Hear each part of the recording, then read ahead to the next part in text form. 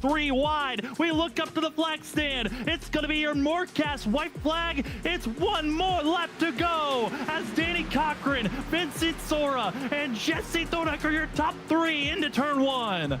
Who's gonna make it back here to take the checker flag? It's gonna be anybody's game. It was a dead heat almost across the line last time. It was only 0.02 of a second separating our top 3. Let's see what it is this last time as they go down the back straight for the final time here tonight. Vincent Sora going to be having help, currently leading the charge in the middle groove. Danny Cochran going to be on the inside. Another big surge on the middle groove, but here comes Jesse Thordock. Shelly's going to bump Cody Reed to the outside wall. Ryan Kelly's got to get to linked up with the 14. Bad bump for the 14. Vincent Sora, Danny Cochran, they look good. Who's going to drive down to the apron? Vincent Sora blocks once, he blocks twice. They're still wiggling back and forth, but it's Vincent Sora winning the Daytona 250 here tonight as it's Calamity. It's carnage. It's the big one across the line.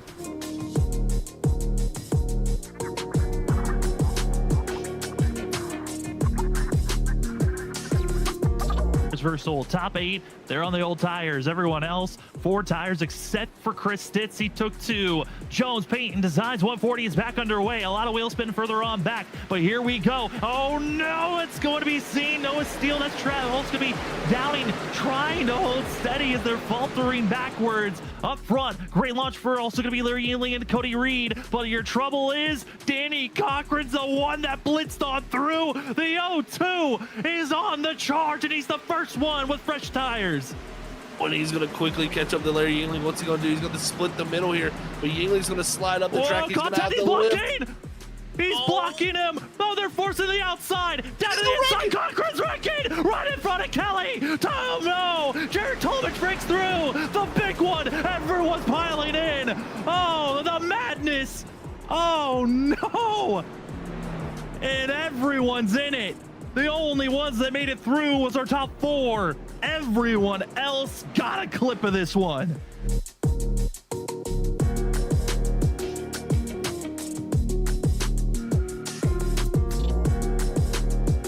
With 3 to go, this is it. Crown a champion. Our first attempt at overtime.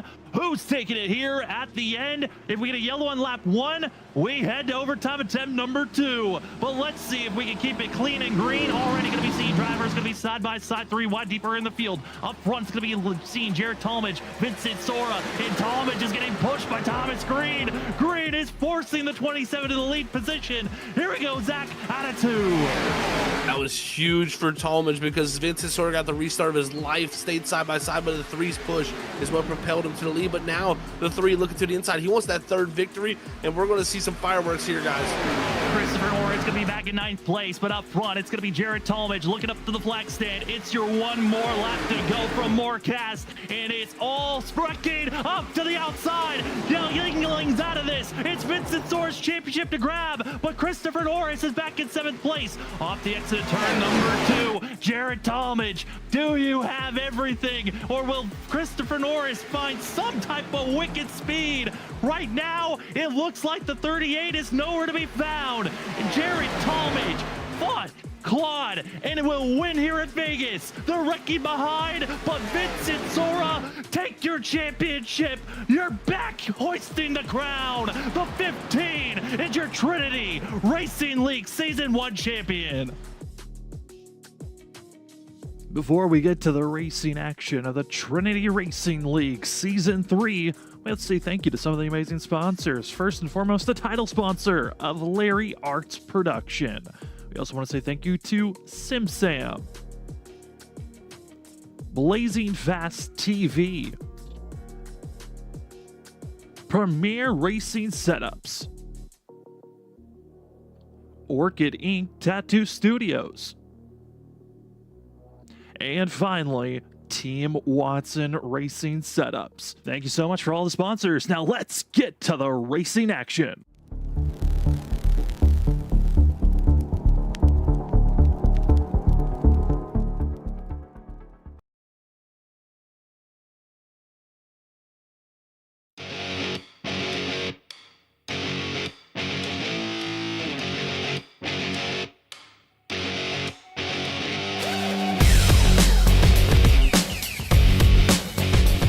Welcome, ladies and gentlemen, to Freaky Fast Broadcasting on your Monday night. Tonight, we give you the coverage of the Trinity Racing League, presented by Larry Arts Production. It's race 3 this evening after coming off of a roller coaster of a night last week from Auto Club Speedway, where Jarrett Talmadge found his way into victory lane. We've had 2 races, 2 different winners, with Alan Elwood taking the victory back at Daytona. So the drivers get ready for the last great Coliseum. You see all the sponsors. You know this track well. It's Bristol, a track that's got all the banking. It's got all the chaos. And we've got over 40 drivers signed up to try to tackle this course. 24 to 28 degrees of banking in the corners, and the straightaways have a little bit of banking as well. But it's so short, at just a half a mile in distance, that everyone's going to be jam-packed and on top of each other all night long. There's not a lot of breathing room, but tonight the drivers get ready for race 3 of the Larry Arts Production 200 from Bristol Motor Speedway. And we're happy to give the racing coverage here on Freaky Fast Broadcasting. My name is Sam Dyer. With me this evening is Zach Hall. And Zach, it certainly has been a night of seeing drivers learning the car, learning the track, and ultimately it looks like it's going to be a madhouse this evening.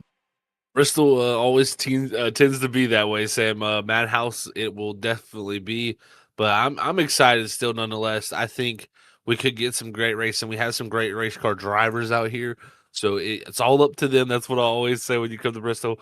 It's up to the drivers out there on the track to keep us, under the green flag conditions. So it's going to take patience. It's going to take a lot of awareness, and if those things do slip up, that's when we have the issues. Now, we also want to say thank you to the primary sponsors of the Trinity Racing League here for Season 3. First and foremost, want to say thank you to Larry Arts Production for being the title sponsor for Season 3, as well for Blazing Fast TV for being the pole sitter sponsor and grid sponsor, SimSam for the halfway bonus point sponsor, Premier Sim Setups, Premier Racing Setups for the caution flag sponsor, Orchiding Tattoo Studios for replays and the in-season tournament, which will be starting here shortly in the season, as well as Team Watson's Racing Setups for the white flag sponsor. Thank you so much to everyone that is partnered up for this season. It's been an exciting one of a lot of returning drivers. But Zach, the excitement when everyone was looking at the schedule kind of dimmed down when they saw that Bristol was race 3 on the schedule. Not a normal place that you would slot in this type of a track, but everyone knows it is going to be a tough one of everyone trying to just survive the evening. And your first task is about to begin, qualifying, about to be underway, which I feel like, Zach, this might be one of the more critical aspects of this race, with 42 registered drivers trying to qualify into today's race and be in the best position possible. That's exactly right, Sam. I think qualifying will be very, very crucial, not only due to starting up front, but this is one thing I kind of noticed when we came into the session. There is 2 different versions of Bristol here on iRacing, folks. The way it utilizes pit road is what the difference is. And tonight, we're going to have what is called dual pit road. That means there's going to be 2 separate pit roads, when not only when we come to caution, but also green flag. So it's not going to be like real life where, they pit only on their one pit road during green flag conditions, and then during yellow flag conditions, they pit off of 2 and go around both pit roads. So it's going to be crucial here tonight to qualify above 22nd. If you're 23rd or worse, you're going to be pitting on the back straightaway, and we're going to talk about it, I think, a lot here later when it gets into the race, but that's going to be a huge disadvantage. Starting to see some of the drivers setting their first laps, and Trenton Jump at the 46, top of the board currently from Armadillo Motorsports. And one of the former Armadillo drivers out in chat, Achy Breaky, that's Logan Breaky out there in chat. Love to see everyone returning back to say hello in chat, as well as we got Rev out there and the sponsor of tonight's race, and a few of the drivers out there on course of Larry Arts Production himself, as Isaac Shelley has already finished up his 2 laps, a 15.191, better than Vincent Sora in the 15 for the fastest time so far. And Zach, I mean, we have our top 5 all within 4/100ths of a second. The times are right on top of each other, and it's Shelly holding strong for now as Danny Cochran getting ready for the 44 machine. The Baja Blast 44 open for a good run out there on course. Going to take it high here on the outside for this. I think that's just going to be to mostly start the lap, get the momentum build up, because he takes it into 1 and 2 straight to the bottom of the racetrack. And that's where I've been talking to a few of the guys in this session. They've told me they don't feel like the top's got the grip here tonight. They said the bottom is going to be where it is. So let's see how the time produces for the 44 as he'll come out of 4 and cross the line. Cochran looks like he's going to stay in 23rd, or sorry, jump up to 8th. So great time for him to jump up into the top 10. 8th place, top 10 currently. A couple of other drivers to watch out for. Second in points entering tonight. It's Clayton Montgomery going to be searching for the top spot. And wow, what a time. It's the 7 machine of Cedric Hunter. That's even faster than the times for practice. The 7 machine with the burner here in the middle of qualifying. Still plenty of time to try to steal that top spot away. There's a few drivers of note to watch out for. I'm looking at Larry Yingling as well as Alan Elwood. What speed do they have for themselves as the driver that was second in practice? Larry Yingling currently sits in pit road and is waiting for the very last moment to attack this track. This is going to be intense right here to watch these guys go. I mean, Jarrett Talmadge is showing a lot of speed. So is Yingling. So is Elwood. We have a ton of heavy hitters still to go. Here's Tanner G. Johnson in the 32. Let's see what he can get out here and produces. The first lap going to be 33rd on the board, but the second laps have been the better ones from everybody. The tires get more heat, and he's going to get a little loose here in 3 and 4. Throw it away. Johnson's going to have to start from the rear of the field here. And now it's eyes on some of those faster runners. Alan Elwood also about to be starting lap number 1, but this is lap 1 for Larry Yingling, driver that was second fastest. And Zach, this is a type of track that could really reward patience, and that's where this 67 is hoping to have the maximum speed, but staying low all the way through. Yingling's first lap, good enough for 26th. Is there any more extra speed to be found for Yingling? Jared Talmadge's first lap going to be good enough for 3rd. As Yingling crosses the line, that's not good enough for the pole, but it's good enough for a top 10 currently. As Alan Elwood, where's the 9 going to place himself? But a big wiggle and slide, and Elwood will not grab the pole here tonight. He's 11th on the board as Talmadge crosses the line, and he'll be up to the front row in 2nd place.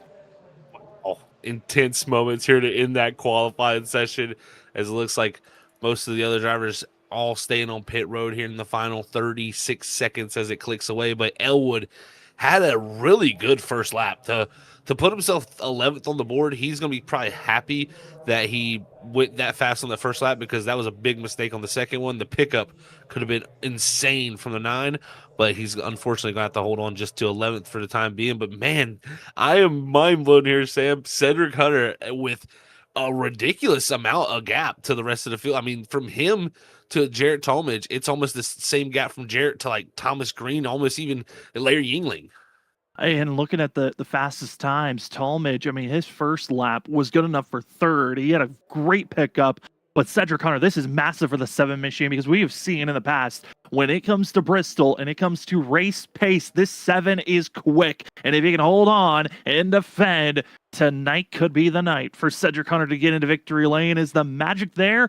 We'll have to find out. First, we got a 5-minute warm-up to allow these drivers to get a little bit more of extra practice time, as well allows us to take a deeper look at how the season's been so far. First and foremost, let's take a look at the point standings entering this evening, and it's going to be the Elwood design drivers of Alan J. Elwood and Clayton Montgomery going to be the top 2 drivers, with last season's champion Thomas Green in 3rd. Clint Cox going to be in 4th, with Joshua Stovall in 4th, tied with 4th as well for those points. And Zach, we're looking at everyone that's inside of our top 16. There's a couple of notes. Martin Morales, just staying alive, is inside of our top 16 currently. That's a great start for Martin. Yeah, he's definitely one of the notables, I'd say, in that top 15 on the left side of our board here. But it's only 2 races in. We're going into our 3rd race tonight. Could be very turbulent, of course, and change the standings up as we go into next week. But definitely some drivers looking to kind of get their season started here. We look at the season 1 champion of Vincent Sora. I think tonight, he's not even on this list here, because he's finished out like top, I think, 35th in both races. So it's really important to, I think, get your season rolling now, because you don't want to be, waiting 4 or 5 weeks into this thing to really start getting some momentum. It is certainly still early in the season. A lot of worry about the upcoming racetracks. Next week it's going to be the Circuit of the Americas, which that's where we can move on over from the point standings to how the season has looked so far in the schedule. We've ran 2 races so far. Daytona, where Alan Elwood got into victory lane last week, was Jared Talmadge in victory lane this week, grabbing his first career pole is Cedric Hunter in the Trinity Racing League. And then we look at the rest of the races, Zach. We got the first road course next week, like I said, at the Circuit of America's short track. That's the West course. Then they'll head to Michigan, Las Vegas. The next couple of races after that, Richmond, Chicagoland, and Milwaukee. That's when things get a little bit more interesting before we head across the pond over to Spa for an international road course. This first 10 races is very unique from a lot of other schedules that you usually see here on iRacing from other leagues. That is for sure. I mean, yeah, of course, the choice of Bristol in the third week is going to put these guys to a test here to start this season off. But, man, I love the diversity of the schedule kind of bouncing around each and every place across, the United States, and then even taking it into Belgium. So it can get very, very interesting sometimes here at Trinity. And I think over these next 2 weeks, we're going to see a lot of different names kind of show up at each and every individual track because they're so unique to each other. Well, that's going to be our schedule and standings so far. Still a lot of racing action to happen throughout this season, but for tonight, we've got our pick'ems. These are drivers we decided are those potential winners, those to watch out for, and we made all these picks before qualifying, which I think we saw qualifying. We might change up some of our picks, but I'm still sticking to my guns. I'm going to be going with the driver who is, every time you come to Bristol, he's a favorite, Vincent Sora in the 15. He's going to be my pick'em for tonight's race. Zach, I know he was on your choice of drivers to watch out for as well, but who is your official pick for tonight's race? Yeah, definitely was thinking a lot about that 15, but I'm actually going to go with a driver that we've seen return to this league here this season. It's going to be the 46 of Trenton Jump, and I'm actually really excited. It was P25 in practice, so it's kind of a reach, I feel like, for me with the practice speed, but I just know how good he is at this track, and hey, he puts it P5 there in qualifying. Watch out for that 46. Hey, we're right next to one another in our picks. And then the third member of our crew, that's Robert Moyer Jr. running productions in the background. He's going to go with last season's champ of Thomas Green, and that's not a bad pick either. We've seen Thomas look good at the short tracks in the past. We'll see how well he can move his way forward, as Thomas Green will be starting 7th here this evening. Well, we're less than a minute left in warm-ups, and there's certainly going to be things to watch out for throughout tonight's race. We know traffic's going to be a big issue to watch out for, many of other things. But Zach, what are some of your key moments for us to watch out for tonight? Well, Sam, I think the number one thing when you come to Bristol, and especially with how these races go, keep your emotions in check, folks. You got to be in, the focus of the race. If you get heated, you get mad, that's when mistakes come out. That's when issues come up and pop up. You got to stay away from those if you want to have a great night here at Bristol, in my opinion. Then I'm going to say stay on top of your strategy. Strategy can get weird with all those cautions. The timing of different things can really cause a hiccup for things. So stay on top of that strategy if you want to be up front. And then that kind of leads into the third one. Track position is everything here at Bristol. Sometimes you got to be willing to roll the dice, stay out, and take that gamble to stay up front and stay out of the mess, especially in these bigger fields. So it's going to be a fun night, I think. It's definitely some strong things here at Bristol to decide your fate. And tonight, it's not going to be an easy one. 200 laps in total distance. There is the Sim Sam halfway bonus at the end of lap 100. Whoever's leading on that exact lap will get a bonus point. No fast repairs. That's going to be another thing to watch out for. Keep your nose out of trouble. Don't grab that extra damage if you don't need to get it. Well, on another note, only 4 extra sets of tires in pit road for tonight's race. It certainly is going to be a fun one. We're happy that you're with us here on Freaky Fast Broadcasting and taking your Blazing Fast TV Pole Award for their first career in Trinity Racing League. Cedric Hunter, the veteran, will find himself being the top spot. To his outside, going to be the 27 of Jared Talmadge. Isaac Shelley going to be in the 98 machine here this evening, starting in 3rd with Vincent Sora in 4th. 5th, we find Trenton Jump and Ethan Smith in the 00 in 6th position. Those drivers have had some fun history in the past. We'll see how well they can keep their tempers down, with Thomas Green back in 7th place for the 3. Gavin Rogers, always a favorite, but it's fun to see him learn this vehicle. We'll be starting in 8th. Ninth will be the 09 of Presley Sora, and finishing our top 10, it's the 67 of Larry Yingling. Starting in 11th, it's going to be our points leader, Alan Elwood. And alongside him in 12th, it's going to be the 74 of Nick Crawford. Danny Cochran going to qualify in 13th, with Cody Reed coming home here in 14th. 15th is going to go to the 38 of Christopher Norris, with Ryan Kelly starting in 16th. 17th is going to go to the 03 of Clint Cox. 18th is going to go to Nicholas Renner. 19th is going to go to Clayton Montgomery. And rounding our top 20 is going to be the 16 of Joshua Kanata. We're going to go a little bit more rapid fire here. In 21st will be the 77 of Joshua Stovall, with Thomas Walter in the 57 and 22nd position. And in 23rd, it's the 99 of Michael Miller. 24th will be the starting for their first race in Season 3, the 42 of Mark Lavertone. In 25th is the 45 of Alex Fuller, with Chris Stitson 17 and 26. Trevor Benz is going to be finding himself in the 33 machine in 27th. 28th will be the 83 of Jackson Anderson, as well with Ryan Bird in 29th. And finishing our top 30, it's the 01 of Aaron Crawley. 31st is going to be the 24 of Ali Fonseca. Zachary Wake going to start in 32nd. 33rd is going to go to the 19 of Joshua Sawyer. 34th is going to be Stephen Clapp. 35th is going to be Jesse Thornock. 36th position going to go to Dalton Hayes. Tanner D. Johnson going to start in 37th. Matthew Pavlik going to start in 38th. 39th is going to go to Chris Stamper. 40th is going to go to Richard Wolfsford. He's also going to get that penalty to start the rear of the field. 41st is going to go to Martin G. Morales. And rounding our 42 cars here tonight is Ryan Boucher. I want to say thank you to everyone that is watching with us live. We appreciate every single one of you. We would love if you're able to type in the chat. Who are you rooting for? What team are you rooting for? Already see a couple of people cheering on their fans. Sim Sam himself rooting for Team Watson Racing. We'll see if that whole entire team can find their way into victory lane. But like Zach noted on, there are penalties out there. Richard Wolfsford has a L2 penalty. That's an end of the line penalty. You have to start the race off. A drive-through on the next race that you participate in, as well as a loss of 15 points after being involved with multiple incidents and at faults for the past couple of races.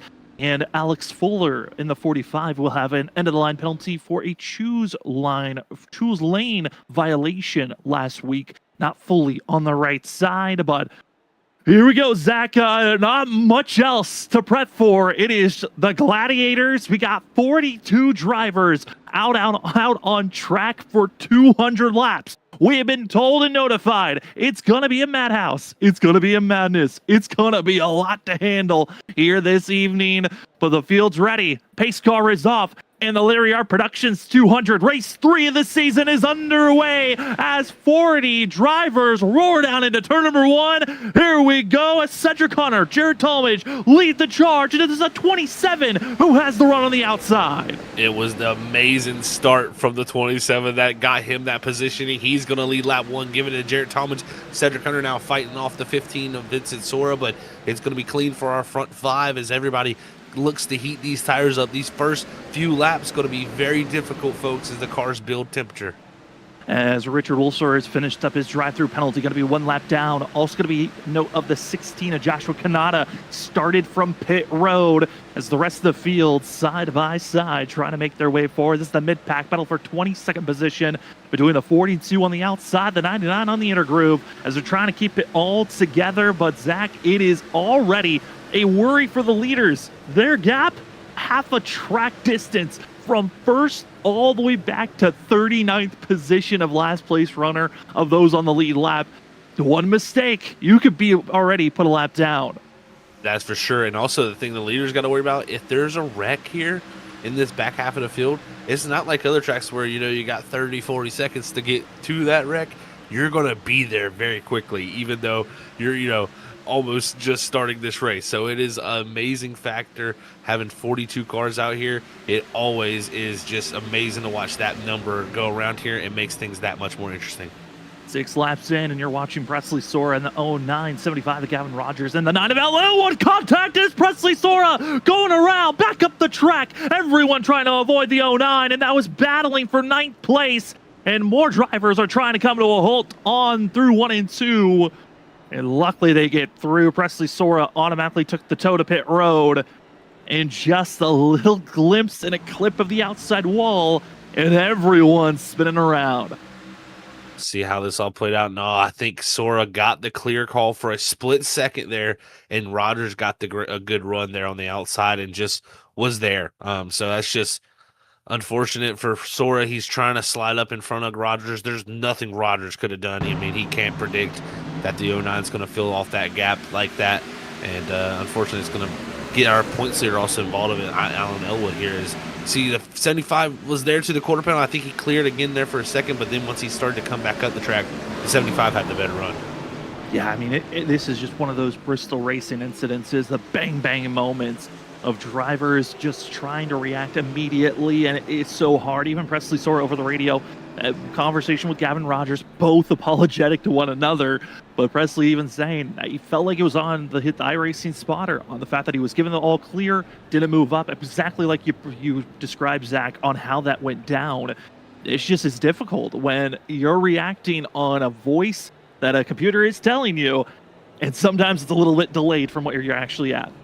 Yeah, and and again, I think even like looking at, I went there to look for a split second, he like does somehow like clear him for a split second. So like that spotter, is going to say that, and it's just unfortunate because, a real life spotter would see kind of the momentum and realize, hey, you're not, you may be clear because you're lower in the racetrack right now and you're covering the shorter distance, but that when you exit lower, you're going to be slower off the corner. So it would, a real life spotter would know that and kind of have that prediction ability in there, where iRacing is just going to give you that raw feedback.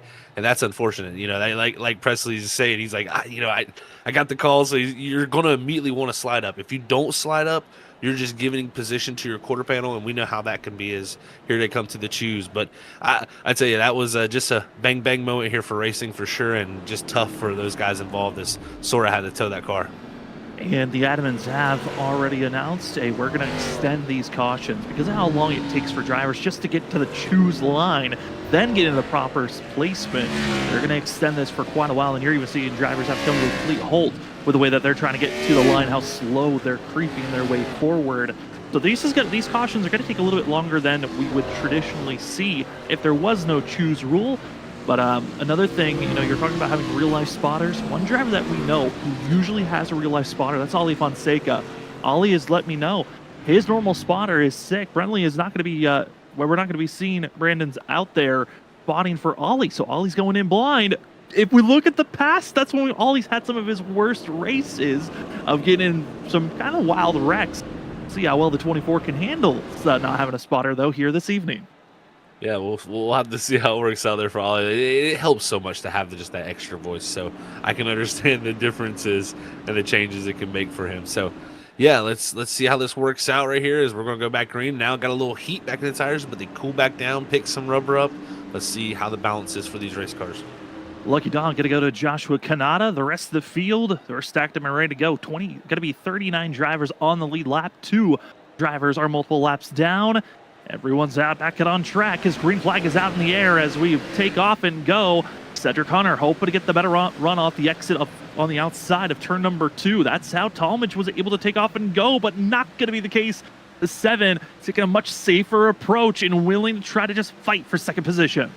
Looks like he'll be able to slot in the second there, but I think he wanted to get that lead. He timed that restart very, very well, so he'll have to use that for his back pocket for later. But now the battling is going on back here around this 8th to 9th position as Danny Cochran working the outside of Ethan Smith, trying to make his move. It's also Alan Elwood there, who was involved in that last wreck, but car doesn't look too bad, was able to stay out. With the fact of how qualifying is so impactful, it creates the wall. Some drivers don't go 100% on trying to get their fastest laps in at times because they just want to salvage a good starting position. That race trim, completely different, as we're going to be seeing some drivers really marching their way forward a lot more efficiently than maybe we've seen in the past. As here's Thomas Walter and Chris Stitz going side by side for a moment as they're trying to battle back and forth as we're on board with the 17 who's been able to clear Thomas Walter, and now keeping his eyes forward on trying to get by a few other drivers, as that's going to be seeing the 03 of Clinton Cox right in front of the 17. Look at the beauty of the Bristol Motor Speedway when you rode on board there for that moment. You get to really see just how much action's going on around the track. You're focusing what's directly right in front of you, but you almost have to focus about a second or two up the racetrack, because if you don't and something happens, you'll be there within a blink of an eye, and then you'll be involved in it. So this track is so key and critical on looking forward and just staying in attention of what's going on. But Larry Yingling, he had the hold on there, because man, he was sliding through that corner and just barely gathered it up, as now he'll have Elwood behind him in the 9.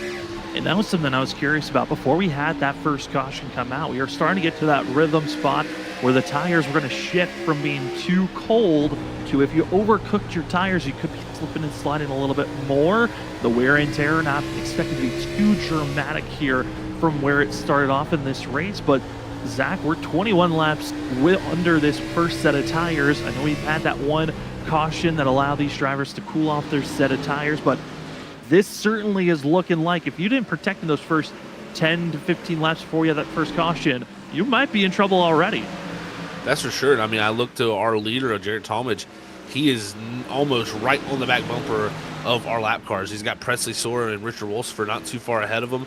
And then even up to Martin Morales, it's only a couple seconds. So the leader's already starting to get in traffic. It just shows you this track is we're having some big moments there. Cedric Hunter loose, same for Jared Talmadge. So these drivers starting to feel the balance shift here as these tires heat up. And another thing that's going to happen here all night long, this track is going to change all night because of how the rubber lays down these concrete tracks and gets picked back up under caution. You'll see the track really change dramatically with the color of it through each of these yellows. And we already saw in that one moment lap traffic influencing this race as Cedric Hunter was trying to stay down low to that yellow line, but that's exactly where lap down driver Presley Sora wasn't in the right line, allowing Vincent Sora to make the pass on the outside. So pick and choose properly if you want to move forward. And you know, I'm curious now with Presley Sora being the lap down driver, traditionally we'd see them run the top to be out of the way. Presley Sora is staying on the inside. I'm curious on how that might be changing some drivers that maybe didn't practice that much of passing on the outside. I'd have to agree, Sam. I think it changes it up a ton. You know, the little bit I got to talk to again some of these drivers, it just again felt like when you went up top, it was just a little bit more sketchy, so to say. You know, the car just felt a little bit loose. Says, oh, actually up front we got a battle for the lead. Vincent Sora's gotten to the inside of Talmadge. And look at also Isaac Shelley. He is launching through. He has moved up to the top side here, away from the bottom, and he is finding the grip here. So as the rubber's laying down, that bottom line's fading away. Let's see what this top line can do. It's going to be a little bit clean, so it's going to hurt the tires, but it's going to be very fast and gripped up. A lot of these drivers raced in the previous Monday night series known as the ISRC Truck Series, and Isaac Shelley was one of those drivers that performed very well at the road courses and especially here at Bristol. Winner of the Fiesta Dash, that was one of the last Bristol All-Star events. This 98 knows how to get it done, and right now up to second position, right on the back bumper of our leader, and it is just chaos. And on the inside, that's going to be the 14 of Jesse Thornock, who's on the apron. No caution is thrown as the 14 tries to get rolling once again, but caution is thrown, and it's trouble in the middle of the field as drivers are spun around off the exit turn number 3. It's going to be Nicholas Renner and Chris Stitz coming to blows here down the back straightaway, and this is going to be almost a very similar incident to the Presley Sora incident.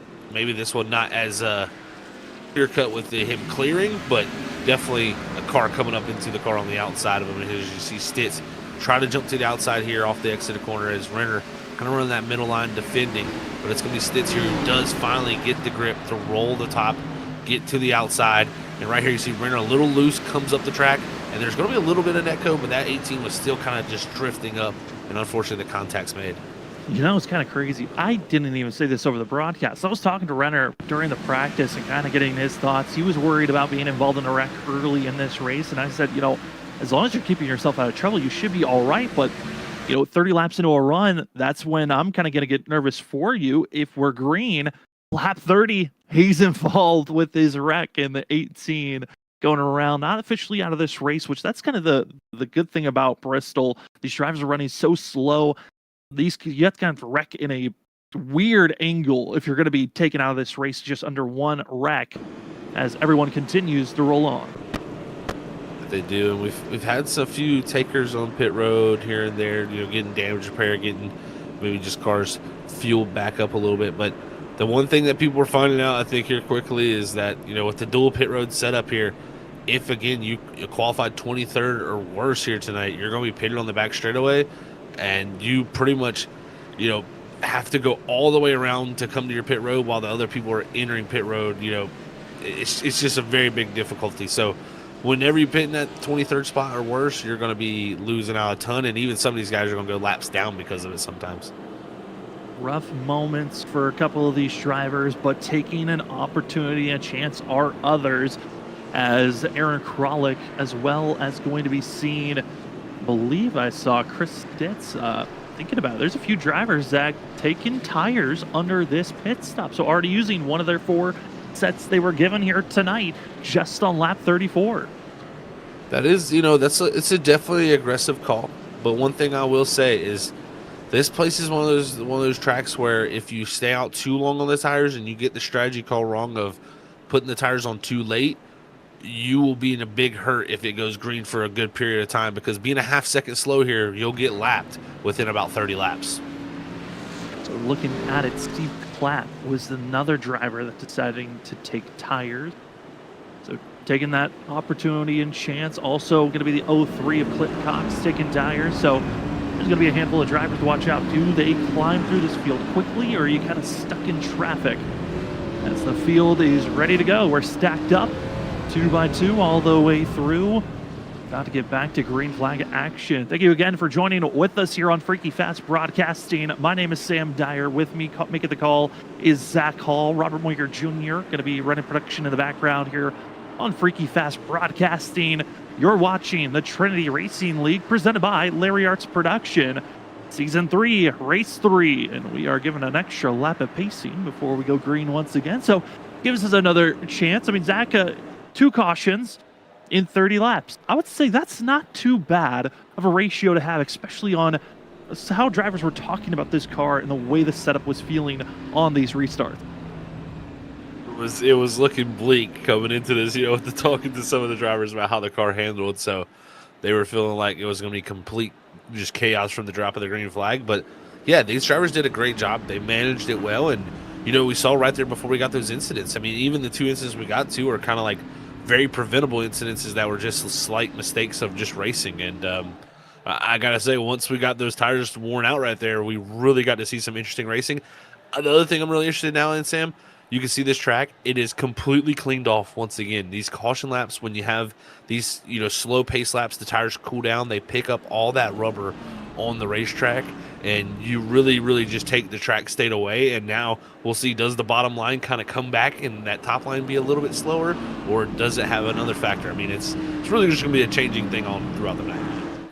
Who's willing to evolve here tonight? As up front, Jared Talmadge, Isaiah Sutherland. I mean, it's going to be seen Isaac Shelley going to be those top 2, with Sean Thomas Green in 3rd for the 3 machine, Trent jumping 4th, with Vincent Sora in 5th place. Looking at some of our bigger movers, though, moving up the track, up 15 spots in 14th position, going to be Ryan Bird, one of our bigger movers, as well as Jackson Anderson, up 15 spots back in 15th.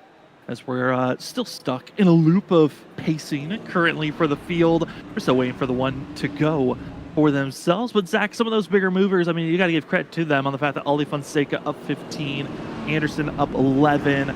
Also, you got Zachary Wake up 12. And the biggest mover is Matthew Pavlik up 16 spots from when we started. Definitely. So, interesting to see here. They only extended it, I thought, one time there, but yeah. It seems to be stuck almost here. I hope not.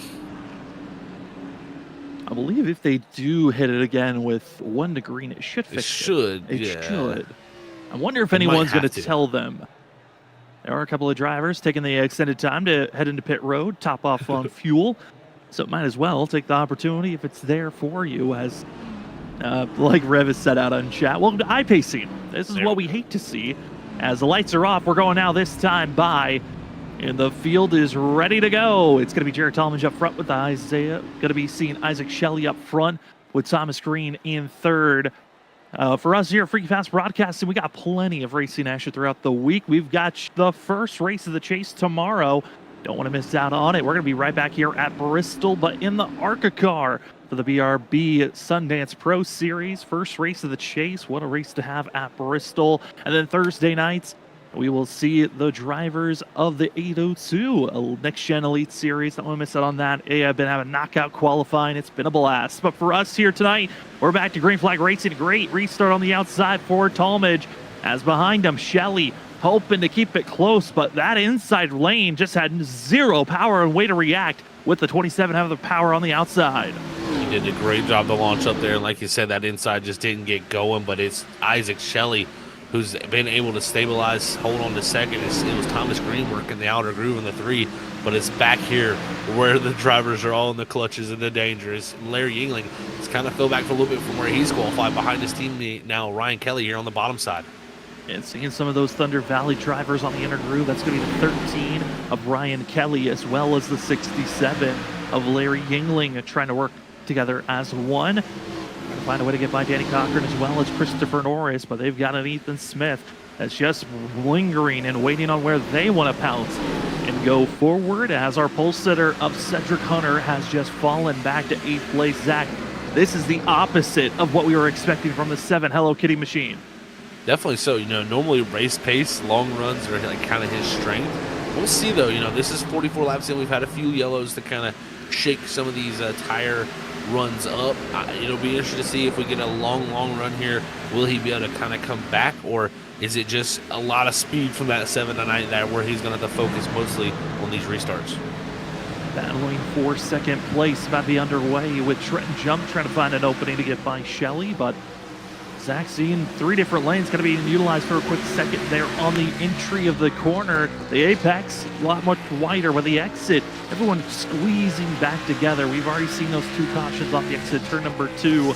It just makes you a little bit more worried when they are not an absolute side-by-side, but in that staggered 2 to 3 wide battles.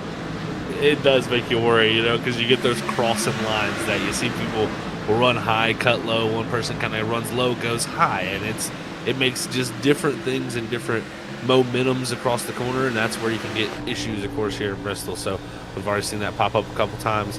Now riding on board here with the 77, Joshua Stovall back in 26th at the moment, but definitely, there's a car in the wall. I think Trenton jumped. He got to it hard. He's broke. Jumped in the outside wall, and he's trying to stay up there. Jackson Anderson going down to the apron, trying to avoid it, but it's it's going to be the 46. Staying to the outside, still keeping decent pace, but lost a lot of momentum. Went from battling in 3rd all the way back to 13th position in a blink of an eye, and luckily doesn't look like it's an absolute break, as there's no required damage flag given, but now you went from battling just one driver to the Hornet's Nest, where you're just surrounded by the field.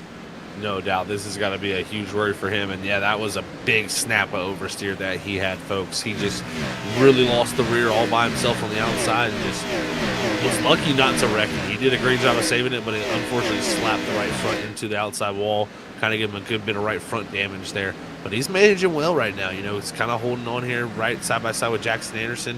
If he can kind of cool them tires back down and manage the damage that the car's got, he can kind of position himself back forward. It's just going to be a little bit of a calming down moment, as now he'll have to look for that 83 trying to get the run to the outside. Moving forward, it's going to be the 45 of going to be Alex Fuller, who started this race off with an end of the line penalty for the 45, and currently now up to 15th place around that Trenton Jump. And Jackson Anderson battling. Here's the 25 of Cody Reed. Now, Lenny Reed's usually out there in chat, that father of Cody Reed. Always cheering on to see where this 25 Larry Arts production will finish, as Cody currently runs in 19th place, and he's got a good driver to follow, Larry Yingling right in front of him. But behind, starting to see some movement from drivers that took tires. It's going to be Joshua Stovall and Clint Cox that are up to 25th and 26th position, Zach. They took tires, but right now not moving as efficiently as they would hope, as they're also dealing with a little bit of right side damage from clipping the wall a couple of times. That they are, yeah. That right side damage can definitely hurt your car here. It's a short track in length, but I feel like it's got an intermediate style downforce package, so it really makes where getting damage can have a huge detriment here at Bristol. As we check out the 91 of Martin G. Morales right now, he's really the last car on lead lap, about 3 seconds ahead of our leader. So Martin's definitely got to focus on putting some good laps together because our leaders at this rate are coming in about a 0.3 a second here for them. Well, we can also see, I mean, the rear end of that 91 is just punched in. That is concave to the worst degree, meaning somebody ran into Martin and gave him that extra damage. That is not helping at all, adding a parachute for himself, but the battling for first, second, and third on screen as Jared Talmadge trying to pull away and scoot forward as Shelley under fire from Thomas Green. Some great racing going on at the moment as these drivers are moving all around up here. I've watched Thomas Green, watch Isaac Shelley. Shelley's been kind of committed to the top, but it's been Thomas Green who's been moving all around, middle, bottom, top, and it's really been kind of just making, I think, that 98 think, where will he attack me at? So we'll see what is the move, but right now it's kind of stabilized our top 5. Everybody running some decent lap times and all running on different spots of the racetrack. It looks like we will be having our first end of the night running for one of our drivers. That's the 56 of Richard Wolsifer, who coming off of an L2 penalty that is had to start the race at the end of the line. Also had to serve a drive-through penalty right when he started the race, on top of losing 15 points. He was already trapped 2 laps down, didn't see a sign of getting back on the lead lap, and also just didn't feel the speed, and we'll call it an evening as the mid-pack danger is afoot, and it is waiting to strike as the 77 and the 03 are making their moves forward, as well as the 01 of Eric Kralik. New tires versus old Zach, 30 laps into this run, and we're starting to see a major difference in speed. That we are. I'm starting to see some people really start to struggle. The likes of Trenton Jump, he's oh no, to drop up front, lead of trouble for our leaders. That's going to be Isaac Shelley, who's going to get into contact with lap traffic. That's Nicholas Renner and Mark Morales. They get into one another while the leaders pounce on them, and Shelley takes a little bit of front end and side damage. Morales trying to fall backwards, same with a couple of others. And already lap traffic influencing our leaders as Talmadge took advantage and is now up to a 2nd gap lead. Talmadge loved what he saw, and pretty much everybody behind him in his mirror had to check up for the incident between Morales and the 18 on Renner there, and that really made things tough for the likes of those drivers, as now it's 1 second to the 27. But I tell you, Thomas Green's going to be looking to get around. Same for Vincent Sora, and that 98 might be feeling a little bit of nose damage from that contact. But are they looking a little bit too close in our top 4? Because 5th and 6th place runners are also notes of watching out for, and you also could throw in 7th. I mean, our top 10 are drivers that of note that they can find themselves in victory lane here tonight. It is not just the Jared Talmadge show, because you've got Alan Elwood, who's climbed through the field, who's looked very quick. Gavin Rogers, we know any car he's in, he's going to find speed. Cedric Hunter, our pole sitter, but Nick Crawford settling behind. That 74 has sneakily stolen a couple of Bristol races in some past Monday Night Series. I wouldn't be surprised to see former race control back out on the track driver of Nick Crawford trying to win here at Bristol.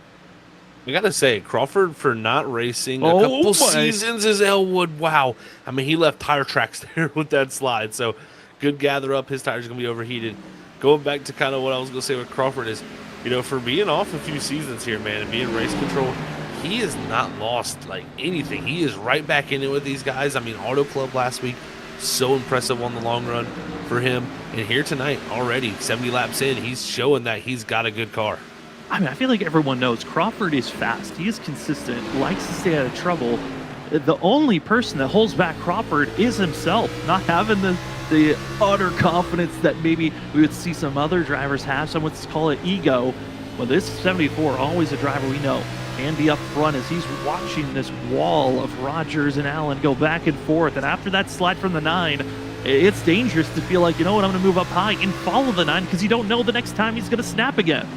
That's for sure, yeah, because the 9, I kind of even watch it a little bit, a few moments. He is pretty loose here. I think the biggest thing for Elwood is he's trying to clear here, get some space, and maybe then he'll go to the bottom to cool the tires down. But I think running that top side, it can be quick, but it just seems to overheat the tires, and those guys on the bottom start to kind of prevail after a few laps. So we'll see how this works out, but Elwood is cleared, and now Crawford looking to the inside. Big move for him, as now even Danny Cochran, he's coming to the picture. Look at his speed he's showing. Yeah, but I feel like we're going to have a wreck, and that wreck going to be starting in 14th. 14th, 13th, and everyone on back. If we go to a wide shot, limp shot, this is a gaggle of 10-plus drivers that are waiting for a wreck to happen. This is crazy to see. It looks like we're ready for a restart, but they're at full song, full speed, over 100 miles per hour, side by side, just ripping lap after lap here at this half-mile course. And the concrete is feeling the heat. But Zach, you know it's going to be trouble because we got a couple of drivers with new drivers, a couple of lap cars mixed in between, and they have moments like that where they wreck, they spin, and the madness begins as they enter into turn number 3. A few drivers go around, and somehow what should have been a big wreck is just a gentle spin and a tap for a couple. Wow. That was, yeah, I mean, that was I take it back. One has required damage. That's going to be Michael Miller, required damage for the 99. Tough for Michael there for sure. I mean, we'll see how this all shook out, but I mean, that was just bumper to bumper traffic there. Not much that was going to be able to happen. As old, I think the 47 is that of Dalton Hayes there got loose. That's Hayes getting into, that was Jesse Thornock there, and getting into one another. 47 was trying his best to get through, and it's going to be Michael Miller just nowhere to go for himself. He'll take that extra damage. You'll see a big hit there to the 47 there, and that was Larry Yingling that got that contact right there. We were on board with. That's a huge hit to the nose of his car, and surprisingly, it doesn't look as bad as what I thought it would be with that hit. But man, definitely was a point where a lot of guys were struggling, and oh, here we go. Here pit stops are happening, and the interesting thing is I don't know if these guys have pitted right. I have no idea what's going on with their I have no idea. I'm going to let everyone know. Zach tried to tell me how pit road was supposed to work. I was trying to understand it, but it confuses me whenever we do double. Single pit road lane here at Bristol makes sense. Everyone enters in through the same way, and they exit out the same way. Double doesn't make sense to me, and it might hurt a couple of drivers, and a few did not enter pit road at all. Larry Yingling, Trevor Benz, both did not pit, and they're both going to be leading on this restart unless they opt to take the penalty of entering a closed pit stall. Otherwise, there might be a little bit of confusion going on, but there's a few drivers that are confused because they feel like they went a lap down when they shouldn't have gone a lap down. This is exactly what I'm talking about right here. When you have a majority of the field come down, when you have this dual pit road set up, you pit on your pit road. You do not go down both pit roads. So what happens is the pace car first comes to that front straightaway pit road. The front straightaway guys hit pit road immediately. The back straightaway guys have to go pace speed all the way around the front straightaway, all the way through 1 and 2, then get the pit into the entry of turn or exit of turn 2, and by that time the other guys are almost leaving pit road. So that is why you see this happen, and it is unfortunate. I almost kind of wish iRacing would remove this version of it because it's just not a good representation of Bristol with how it should be pitted. This is going to be putting Cody Reed, Joshua Kanata, Thomas Walter, Ryan Bird, Sawyer all a lap down. That is going to be leaving us with just a total of 25 drivers on the lead lap. But a few are hoping to take the wave around. And Zach, there's a chance they might get sent to the end of the line, even with sitting where they're at. Those drivers being watching to see if they're going to get their put a lap down of Stovall, Montgomery, Tanner Johnson, and Cody Reed is sitting in front of the pace car, but he's not sure what to do. Yeah, he was behind Yingling, and because Yingling missed pit road, Yingling's not going to pit, because if he does pit there, he gets the closed pit road entry, and he'd actually have a drive-through penalty with that. So I think that's why he stayed out. He's going to be a sitting duck if there's ever been one for sure on those tires. This is going to be an interesting moment here, Sam. I think they might have to extend this a few times here just to get everybody sorted out right. They are trying to give the wave around to drivers that felt like they should not have been put a lap down due to the mishap that happened under pit road. So Cody Reed's going to get a wave around. Same for going to be given to Tanner Johnson.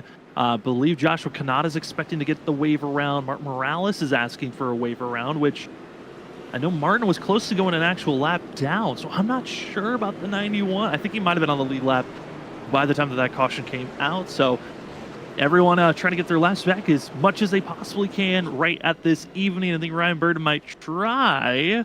No, it looks like he'll stay behind. Well, there goes the 49. So Ryan Bird's going to be taking it away. So They're going for it now to get all those laps back, as many as they possibly can. It looks like the 19 of Sawyer also will be given the waiver round. So, yeah, Zach, we're taking a little bit of a waiting period to allow all the drivers to get their laps back that felt like they shouldn't have gone a lap down under this caution flag. The big thing that helps here is Larry Yingling cooling off the tires even more. Might allow him to stay up front, Zach, until we see that halfway bonus point of the SimSam halfway bonus point of whoever's leading at the halfway lap gets a bonus point for themselves. Yeah, the concern I have for him is he was falling really far off the pace. I mean, at the end of that run, he was running 1680s compared to our leaders about a 1650. So he was about 3/10 off the pace compared to leaders, dropping back into like the low 20s. He's picked up some damage. He is going to be in dire moments here when we drop this green flag, because he is going to have to pretty much just pick a place to stay, because the drivers are just going to need to know how to get around him. Because if he's moving around, jumping lanes, which I doubt Larry doing, it's going to cause some chaos. So be prepared for it. Even though he's, a smart driver, this still could cause some issues. Well, it looks like a couple of more drivers getting their laps back as the choose line is about to be chosen. Where does the 67 place himself? We'd also know that there most likely will be another extended lap to allow everyone to have their choose moment, and Larry Yingling will stay high and to the inside Talmadge. Anderson, I like the call from those two drivers. Stay out of the way from this 67 that might fall back quickly on this restart. Wow, look at everybody taking a lot of bottom takers there for sure, Sam. Is the choosing is always interesting, and again, yeah, with all these cars, they really just have to keep extending these because of this, and it's a good call on the admins to extend it here, because look how slow they have to go to get to this choose. By the time they get caught back up, it would be a disaster. They will be extending it once again due to drivers being stopped, and all the admins are trying to give clarification to the field on making sure everyone is bunched up for the choose, as well as everyone's prepared for pit stops. So there is no more confusion like we just had of wasting an extra 5-6 laps that probably shouldn't have been used.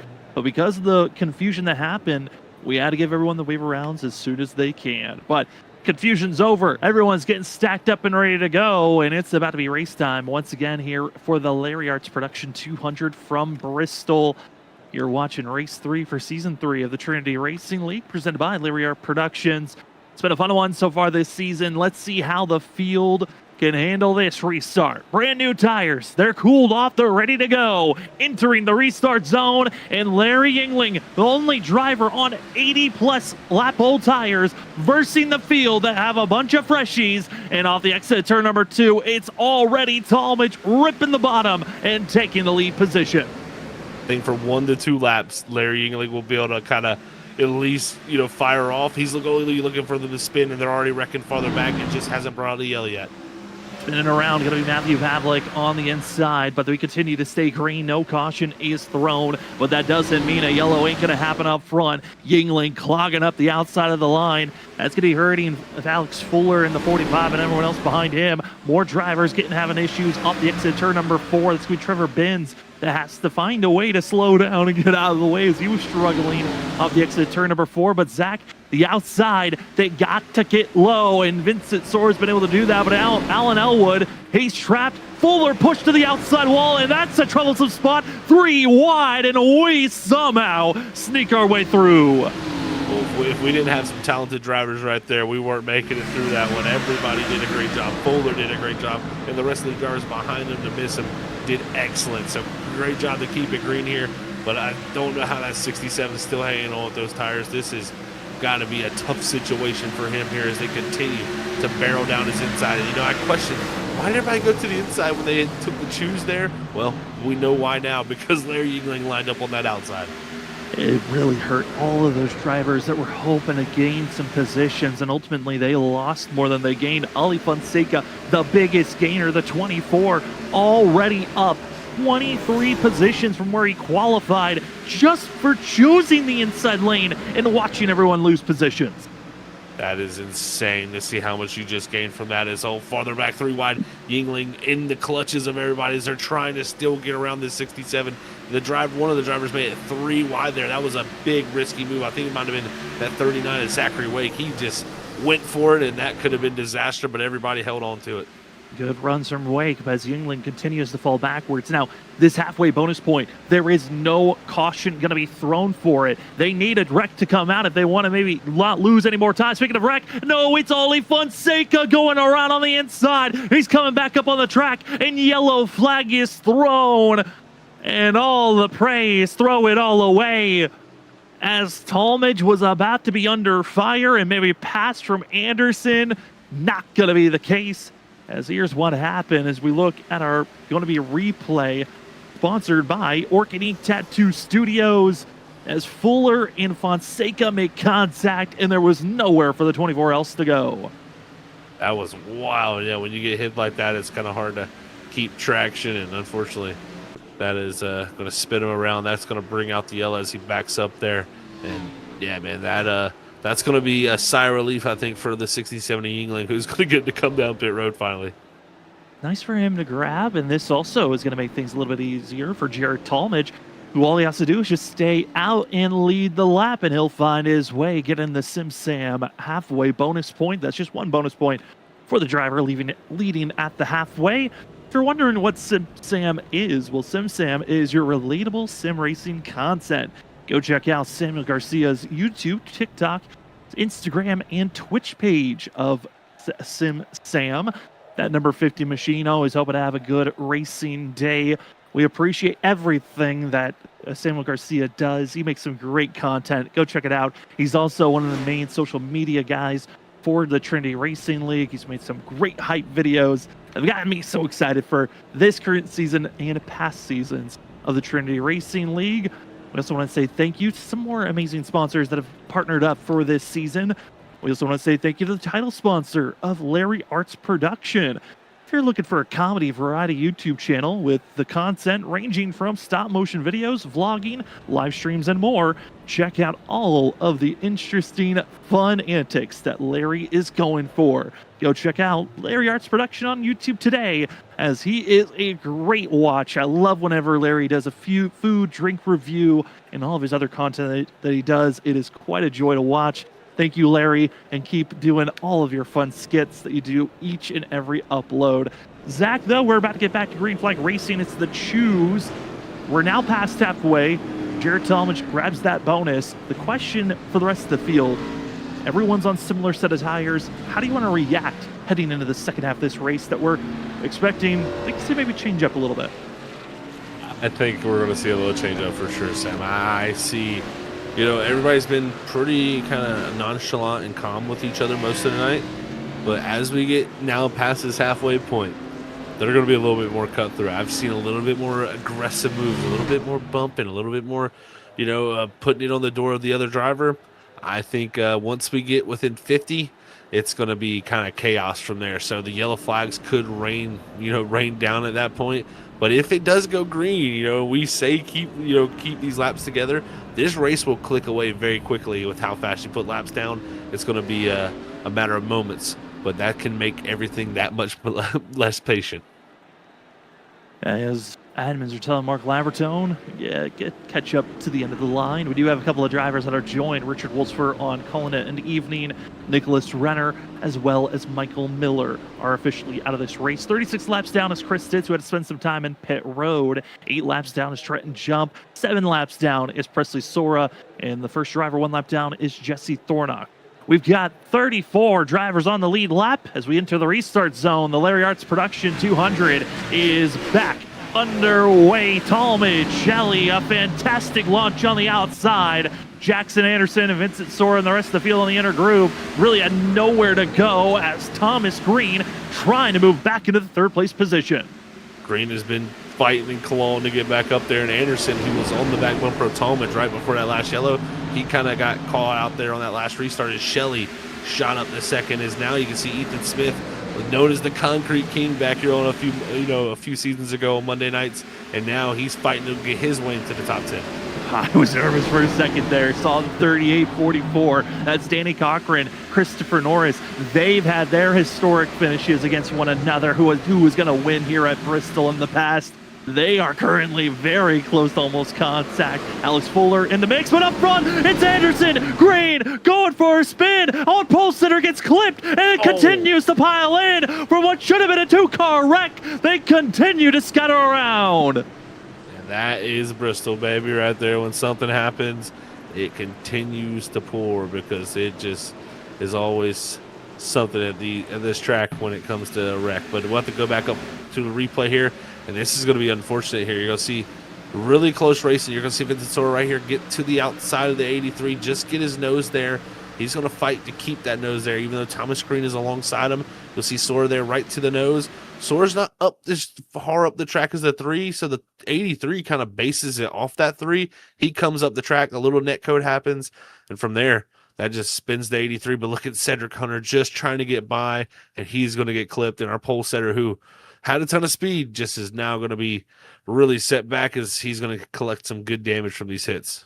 Wake, Fuller, Stovall, as well as Ethan Smith and Christopher Norris all getting a little piece and clip of it as they were trying to find a way to avoid gaining extra damage. Here's what happened with the back half of the field on when they came roaring in. Here's Christopher Norris's point of view when this wreck happened in front of them.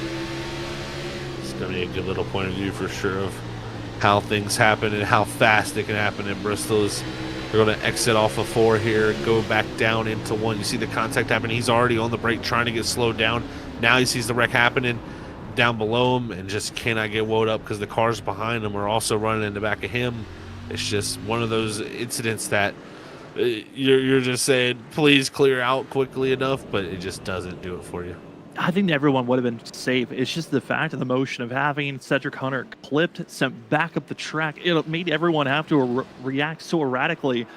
There was no rhyme or reason where to go anywhere except for try to avoid the car in front of you, and everyone wanted to go one directions, the other half going the other, and making some contact throughout the field. Now it's going to be an interesting spot. A couple of drivers deciding to head into pit road to get service for themselves while the choose is underway. Go high, go low. Where do you feel like you need to go? And I feel like, Zach, the best option, wherever the leader is going, as long as the leader is not on old tires, I think might be the best option to go. I'd have to agree with you, Sam. I think where the leader goes is just, it always has a better launch, just because of the ability to kind of time things here at Bristol. This is one of the harder tracks, in my opinion, to restart on the front row. So as the leader, you got a huge advantage. If you restart in that leader's line, usually you get some type of advantage each and every time. In pit road getting service done, Cedric Hunter, Stephen Clapp, as well as Presley Sora getting a little bit of damage for themselves. Clapp leaving pit road, Hunter and Presley hoping to, but it looks like the 09 trying to stay in front of the leaders, and it looks like he will win the race off pit road, looking like a little bit of Lightning McQueen for the 09 as today only 7 laps down, and currently the first driver 1 lap down at least. Everyone else that has been 1 lap down has gotten their lap back, so it's 35 drivers on the lead lap.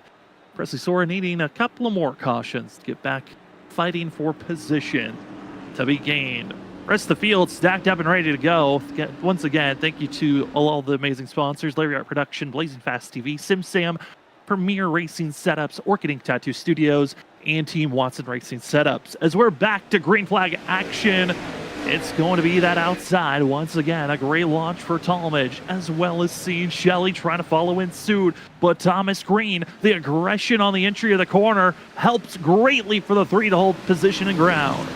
Great job by Thomas there to get up the second. Now Shelley, he's going to have a little threat. Is now Crawford to the outside of Vincent Sora here. This 74 going for it, but the 98 going to kind of take away his air. That's going to hurt his exit as Sora thought for a moment to get up top, but just couldn't do it. Trouble into turn number 3. A couple of drivers going around. Getting straightened out is a lot more of just getting super sideways for the field, as green flag will be ended for a moment as the field gets ready to roar forward. But Zach, it's been a fun one overall. This was one of the incidences that went down that did not bring out the yellow, but this was the lap before the yellow coming out. A Fuller hard contact into the inside wall. The spin that brought out the yellow was actually Zachary Wake in the 39. He's going to go around here as battling side by side and trying to have a good run off the exit of the corner.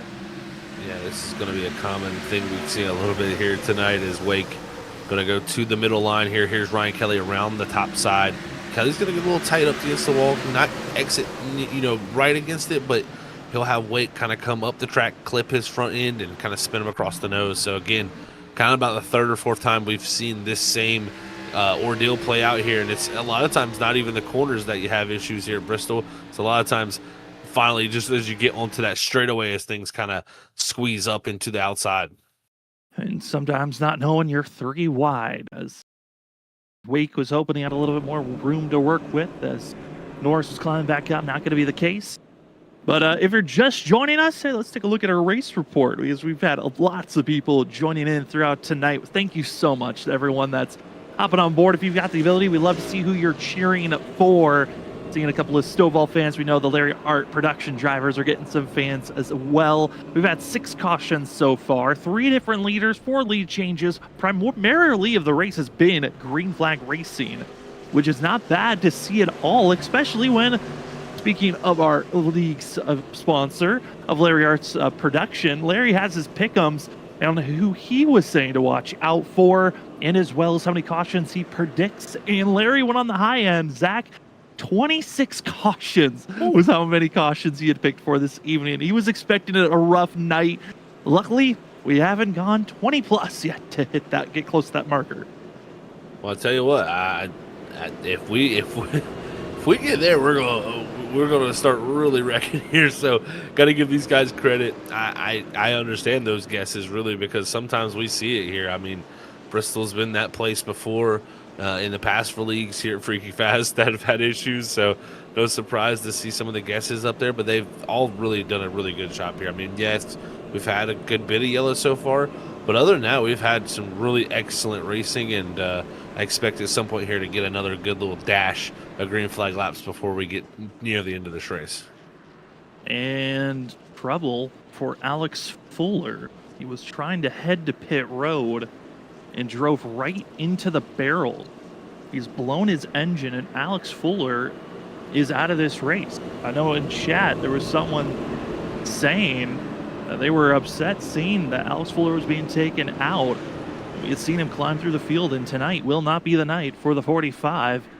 So he will sit in pit road, but thank you to everyone that's joining with us. We're excited to see how this racing is gonna finish out here this evening as we get ready for this restart. Jared Talmadge, lead driver, going to be in control with Thomas Green to the inside, who can try to stop the 27, because making a pass on Jared Talmadge has looked impossible as we have had these restarts. But let's see if anyone can get it done as we're back to green flag racing action from here at Bristol. Another excellent restart for Talmadge, but it's going to be Thomas Green trying to do what he did last time and fight back to second, but this time it was Shelley who got a better restart, and he's going to be trying to fight back and hold the 3 off our past champion from last season, but also Nick Crawford in the 74. He's fighting strong on the bottom side. This is a strong select group of drivers up front. It just continues to grow. We've seen the cream rising to the top as we've got ourselves 80 laps to go here from Bristol. We know the antsiness, the anticipation, the waiting for moves are about to be tossed out the window. You're going to have to bump someone to get them out of the way at some point, or are you going to just snap loose from overdriving the car? Because it is ramping up, Zach. 80 laps. It can be finished in a blink of an eye. I mean, our predictor is saying if we stay green, we're done with this race in 20 minutes. That means you got to make your moves now. Every 5 laps, make a pass if you're deeper in the field. That's exactly right, Sam. It is crazy how fast you can click off laps here at Bristol. So, when someone sees like 200 lap distances here at Bristol, you're like, wow, 200 laps, that's a long race. It's really not. When you're running a 15-second lap, it really makes the race feel very, very short if it stays green. It's just you got to have the races shorter just because you really got to prepare for if the race is full of yellow flags. So it makes where the wrecking. Oh, what a Rogers save from saves it. Gavin Rogers. Tapped sideways, almost over 45 degrees sideways, and Rogers straightens it up, keeps it off the wall, loses 2 spots, but what a save from the 75. Yeah, that was amazing. He was wrecking, Sam, and then he got hit as he was wrecking and kept saving it. You don't see that very much. Normally, if someone gets hit, they start wrecking, saving it. He was wrecking and got hit. So that is just amazing wheelmanship from the 75, and nothing less we'd expect from that driver. I know some of the fans hoping to see what's going on with the 77. That's Joshua Stovall battling Ollie Fonseca up for 15th place. Stovall at one moment during this run, back around lap 60, took a fresh set of tires, had the advantage, and was climbing through the field quickly. Hasn't had the true raw pace that he was hoping for this type of evening. Qualified back in 21st position. He's up 6 spots from where he qualified, but there is still a lot of positions that he would love to grab here tonight. But Zach, there is just a lot of pressure all throughout the field. I mean, here's Thomas Walter. He's in the top 20. This is a fantastic running for the 57, but he's got a madhouse in front of him. And he does. This is so much fun as a driver here to see all this different lanes be in action and racing here action like this. But man, is it nerve-wracking in the moment. You're having a blast, but you almost can't even think about how much fun you're having because you're just having to focus that hard. As all below him, Trin Jump comes up into the inside of Thomas Walter here in the 57 and makes some contact. They luckily keep it together. Here's Larry Yingling, the 67. He's trying to make a charge back through, and it just shows you the caliber of drivers we got back here just on the outside of the top, or just inside the top 20. That's Mark Labertone in the 42. He's going for a little bit of a wheel and deal for himself. Mark Labertone on the lead lap. He's making his debut race of the season, and Wink gets caught up. Around it goes to 39. And that one was amounting. Mark, still learning, still trying to get his experience and showing the dramatic difference of Gavin Rogers, a champion in so many different leagues, compared to Mark Labertone, that is still trying to get good finishes and just snapped loose. And the 39 was the innocent victim going around. Tough ordeal there for Zachary Wake. Good job by everybody, like kind of missing him here, doing a good job of getting around him. But man, nothing the 39 could do. He was just running the bottom all by his lonesome. Gave a good bit of room even on the exit for the car on the outside. And unfortunately, like I said, Labertone was just kind of losing control there on the rear and just couldn't keep his car from coming down the track from that outside wall. So Wake goes around. We're back under yellow, and this is getting into an interesting point of if drivers are going to pit. And I think we've had some interesting decisions. It looks like Vincent Sora, Thomas Green, Christopher Norris, Danny Cochran lead us to pit road. And I'm having the whoa throwing out there, mainly because of the question of, is this pit stop worth it? I think in the long run it will be. But how many drivers are going to be caught a lap down? How many drivers are making the mistake of going in the wrong pit road entry? Because this could hurt a couple of drivers if they were not prepared for pitting at this exact moment. But if you're Jared Talmadge, Zach, and you're not a part of this group that's pitting right now, I mean, you could be left in your dust if there's not an early caution where you could retaliate pit later on. You're exactly right. This could be a perfect timing scenario for a lot of these guys. And what I think we're seeing play out to here a little bit, Sam, is we're seeing some of these guys exit pit road. It looks like Vince Source in here for a little bit of extra time, but they're pitting off of 2 here now because I think everybody's kind of agreed, hey, to even this out between the pit roads, everybody, if they just come off a pit road, off a 2 and pit, and kind of gentlemen's agree that, hey, we will do this and nobody will cheat the system, then it can kind of even things back up. So I think that's what they're playing out to do, because I've seen a lot of people coming off the exit of 2 just going through pit road and then pitting on the front straightaway. So I think that's what the leaders have informed everybody is now we're going into the choose. And having drivers picking to high, low, where do you want to go? You got to make sure that you are definitively on the apron. No contact, Trent Jump. Oh. I don't know where that driver was going. I believe that was Matthew Pavlik, who just decided he wanted to race to the line instead of wait for people to choose. Why don't? That was the worst thing you could have done, as other drivers are getting ready to take off and get stacked up. What a bizarre moment there. That was very bizarre for sure, Sam. Yeah, I think that was Ryan Boucher in the 23. I went back and checked it out, and he decided, you know what? Everybody's checking up. I'm just going to go to the inside because that's where I want to be. I am 1 lap down, and I'm taking that position. I'm doing it. Now, if you're a lap down, you got to be patient. You got to wait. Can't just make moves like that, and an EOL has been given. to the 23. That has to go to the end of the line. First driver 1 lap down is going to be Boucher. As there's been an interesting one, Zach. I mean, this is almost exactly what we expected Bristol to be. As pace car is off, we're about to go back to green flag racing. Jared Tallman is going to be the control vehicle on the outside. We are green. And 98 of Shelley was trying to keep it close on the inside quarter panel. Not able to keep it there just in case he'll move up. Block the 9 machine of Alan Elwood, who's going to check up early. That's going to keep a battle for 3rd position. Side by side, Crawford, Elwood off of 4. And look who's in 5th. Gavin Rogers at the amazing save. He's going to be in the 5th position. Is Shelley into the outside wall. Elwood across the nose of the 75, and he's going to come up across the track. That'll be a yellow as the wrecking ball. Oh my goodness. Oh, how did the 9 survive? As everyone wrecked around him. That's like getting struck by lightning, the chances of making it through that without getting hit. We'll have to check that one out. But over 10 drivers that just swarmed the 9, and he get clipped by 1. And there's the contact, there's the spin. That's what brings out the caution, and then the rest of the field just comes scattering around.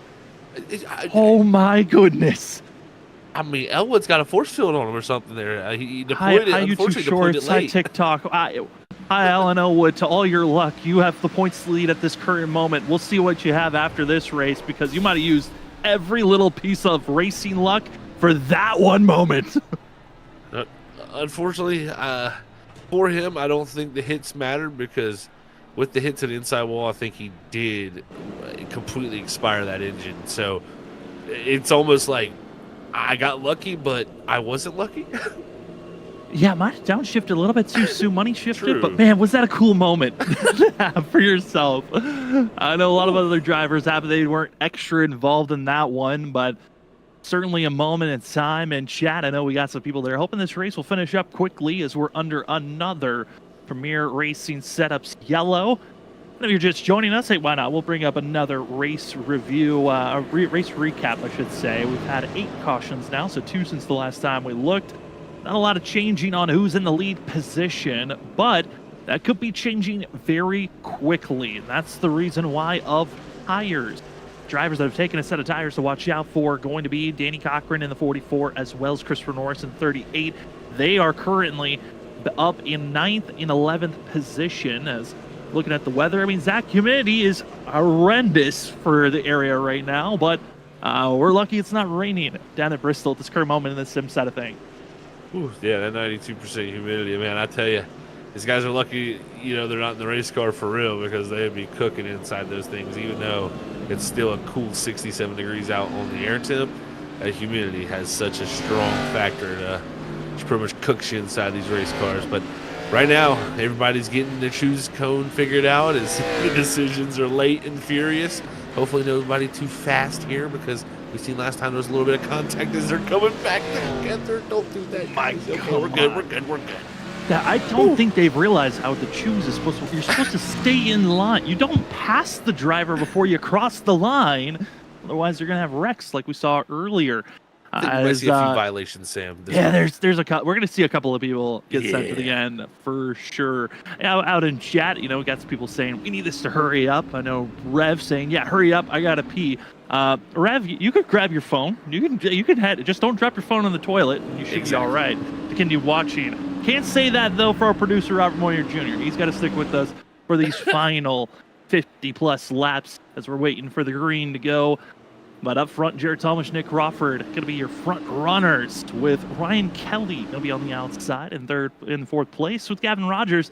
Went for a slide, a spin. He's still on that set of tires, and currently going to be in 3rd place for this restart. Also have Alde Fonseca, Larry Yingling, Danny Cochran to be the first driver on Freshies to watch out for. And this is time to see, how can you survive this restart? Can the fresh tires move up quickly, as Talmadge is already going to be clear and heading off the exit turn number 2, trying to pull away from the rest of the field. Great start from the 27, of course, but again, Nick Crawford starting to show his way as this race has gone forward, that he has got something for these guys. He's up to second, and now look at this, Ryan Kelly, he's made his way into the top 3 for the first time tonight. That's huge. And Ali Fonseca and Larry Yingling battling for a top 5. Those two were once outside the top 20, almost the top 30. They're done a great job to come back. I'm so nervous for the field. Danny Cochran in the 44 is ready to go. The fresh tires are cooking, but he's into the wall. Kralik into it. Norris goes around. Fresh tires no more. They wreck across the line, and multiple drivers involved. Thomas Green, Jackson Anderson, some of the favorites caught up in this one. And these are the explosive wrecks here at Bristol when these ones happen. The ones that come from the inside and back up the racetrack just aggressively. And I think up ahead you can see the action happen that we saw live. This is from Green's point of view. There's nothing he could have done. Kralik bouncing off the inside up into the outside in front of him. And for our last season champion, that might be night done. Luckily, he's still somewhat underpowered. Thomas Walters called it a night. Eric Kralik called it a night. And just because Danny Cochran was trying to make the passes instantly, that over-aggression, Zach just pounced. I mean, the lap prior than that, he tried to force it 3 wide on the inside. He had back out of it late. Then there, try to get to the outer groove of the 2 drivers ahead of him, and there's the contact. Just, I understand these laps can tick away instantly, but when you've got, you know, over 60 lap pressure tires, patience can be rewarded greatly. And right there, it was the over-aggressiveness that rattles and takes out a lot of good drivers. It really did. And it's you know, it's easy to do that as a driver. You get those new tires and you're like, man, I want to go for it. I want to go fast. You're passing people left and right. And then next thing you know, because those tires aren't really fired up, we've seen tonight as the run starts off, we're kind of in that freer side on the loose side. He tried to make that move to the outside to go around those cars on the older tires, just lost the rear end and completely stuck it in the fence. And from there, Kralik can't check up in time, with him, bouncing off the wall. And it's just unfortunate, like you said, of, maybe if Cochran could just reeled it back in there a little bit, let the tires heat up a little bit, take the passes a little bit slower, he could have still been in position to move forward. But luckily for him, he's all right. But the rest of the guys behind him, they were in the world of hurt. Thomas Green continues to stay out. Thomas will stay out until the very last moment before he pulls in pit road, because his engine most likely is expired enough that he feels like his night is done for the 3 machine. Choose is underway, and as we've got ourselves the Premier Racing Setups caution out, as we are given another couple of laps to drive around to allow all the chooses to be made, and then also to allow the drivers to catch up. If you're looking for the winning edge on track, head on over to Premier Racing Setups today. That's premierracingsetups.com. Remember to use the promo code Renner number 15 at the end of checkout to save 15% off on your order. We also want to say thank you to Orchid Ink Tattoo Studios for being our replay sponsor and in-race tournament sponsor, as the in-race tournament will be happening in a few weeks. Excited to see where drivers will be placed for that one based off of their standings. But head on over to Orchid Ink Tattoo Studios or Tattooed by Polly to go on Instagram to see your one-stop shop for custom full tattoos, stickers, paints, and more. Again, that's Orchid Ink Tattoo Studios on Instagram to see where you can get your next tattoo today. As the field is about to get back to racing action, it's been a wild one. More drivers have called it an evening. Aaron Kralik, Thomas Walter out of this thing, but also joining them is going to be Alan Elwood, Dren Jump, Alex Fuller, Michael Miller, Nicholas Renner, and Richard Wolfsford are all out of this thing. You also could add Chris Stitz to the drivers out of the race. But green flag is back out in the air, and it's going to be Jared Talmadge, Nick Crawford, Ryan Kelly, Olive Fonseca going to be the lead drivers of note. Danny Cochran back in 7th. Still is the one that we're expected to take off and go before the lead. Crawford poking the nose for a quick second there as he's trying to take the lead position, but the outside's too strong for the 27. Down here in 1 and 2, he was so strong on the restart. That's where he got the run, was able to poke his nose, but just can't carry the momentum that he needs to stay alongside. As now Talmadge takes back control of the lead, who's been really doing a great job all night of controlling it. He's going to continue to have that 74, though, fire to the inside, and I think he's content with letting him do that for the time being. The wall of drivers from 7th on back. That's led by the 44 of Danny Cochran. You also have Jackson Anderson, Vincent Sora, Clayton Montgomery, Those are drivers with fresh tires that are trying to make the move forward, and Cochran poke the nose, drift out of the corner. The 44, thankfully he's got the wall to save him. But again, Zach, just trying every little bit to make these moves work, but it's just not enough power, not enough grip, and Cochran's going the wrong direction now. That outside line, it seems like a fine line. You know, the speed is there, of course, up top. It seems like there's a lot of clean track up top, but man, does it seem like the rear end wants to step out early. And look, he's fighting it still. You can see all the way through the center of the corner. The car was really just kind of walking to the side. So he immediately drops to the bottom to find the grip down there. And I think you just find a lot more stability on that bottom side instead of running up towards that gray stuff in the top. But it's definitely hurting him as he gets into the wall there. So that is a big slide.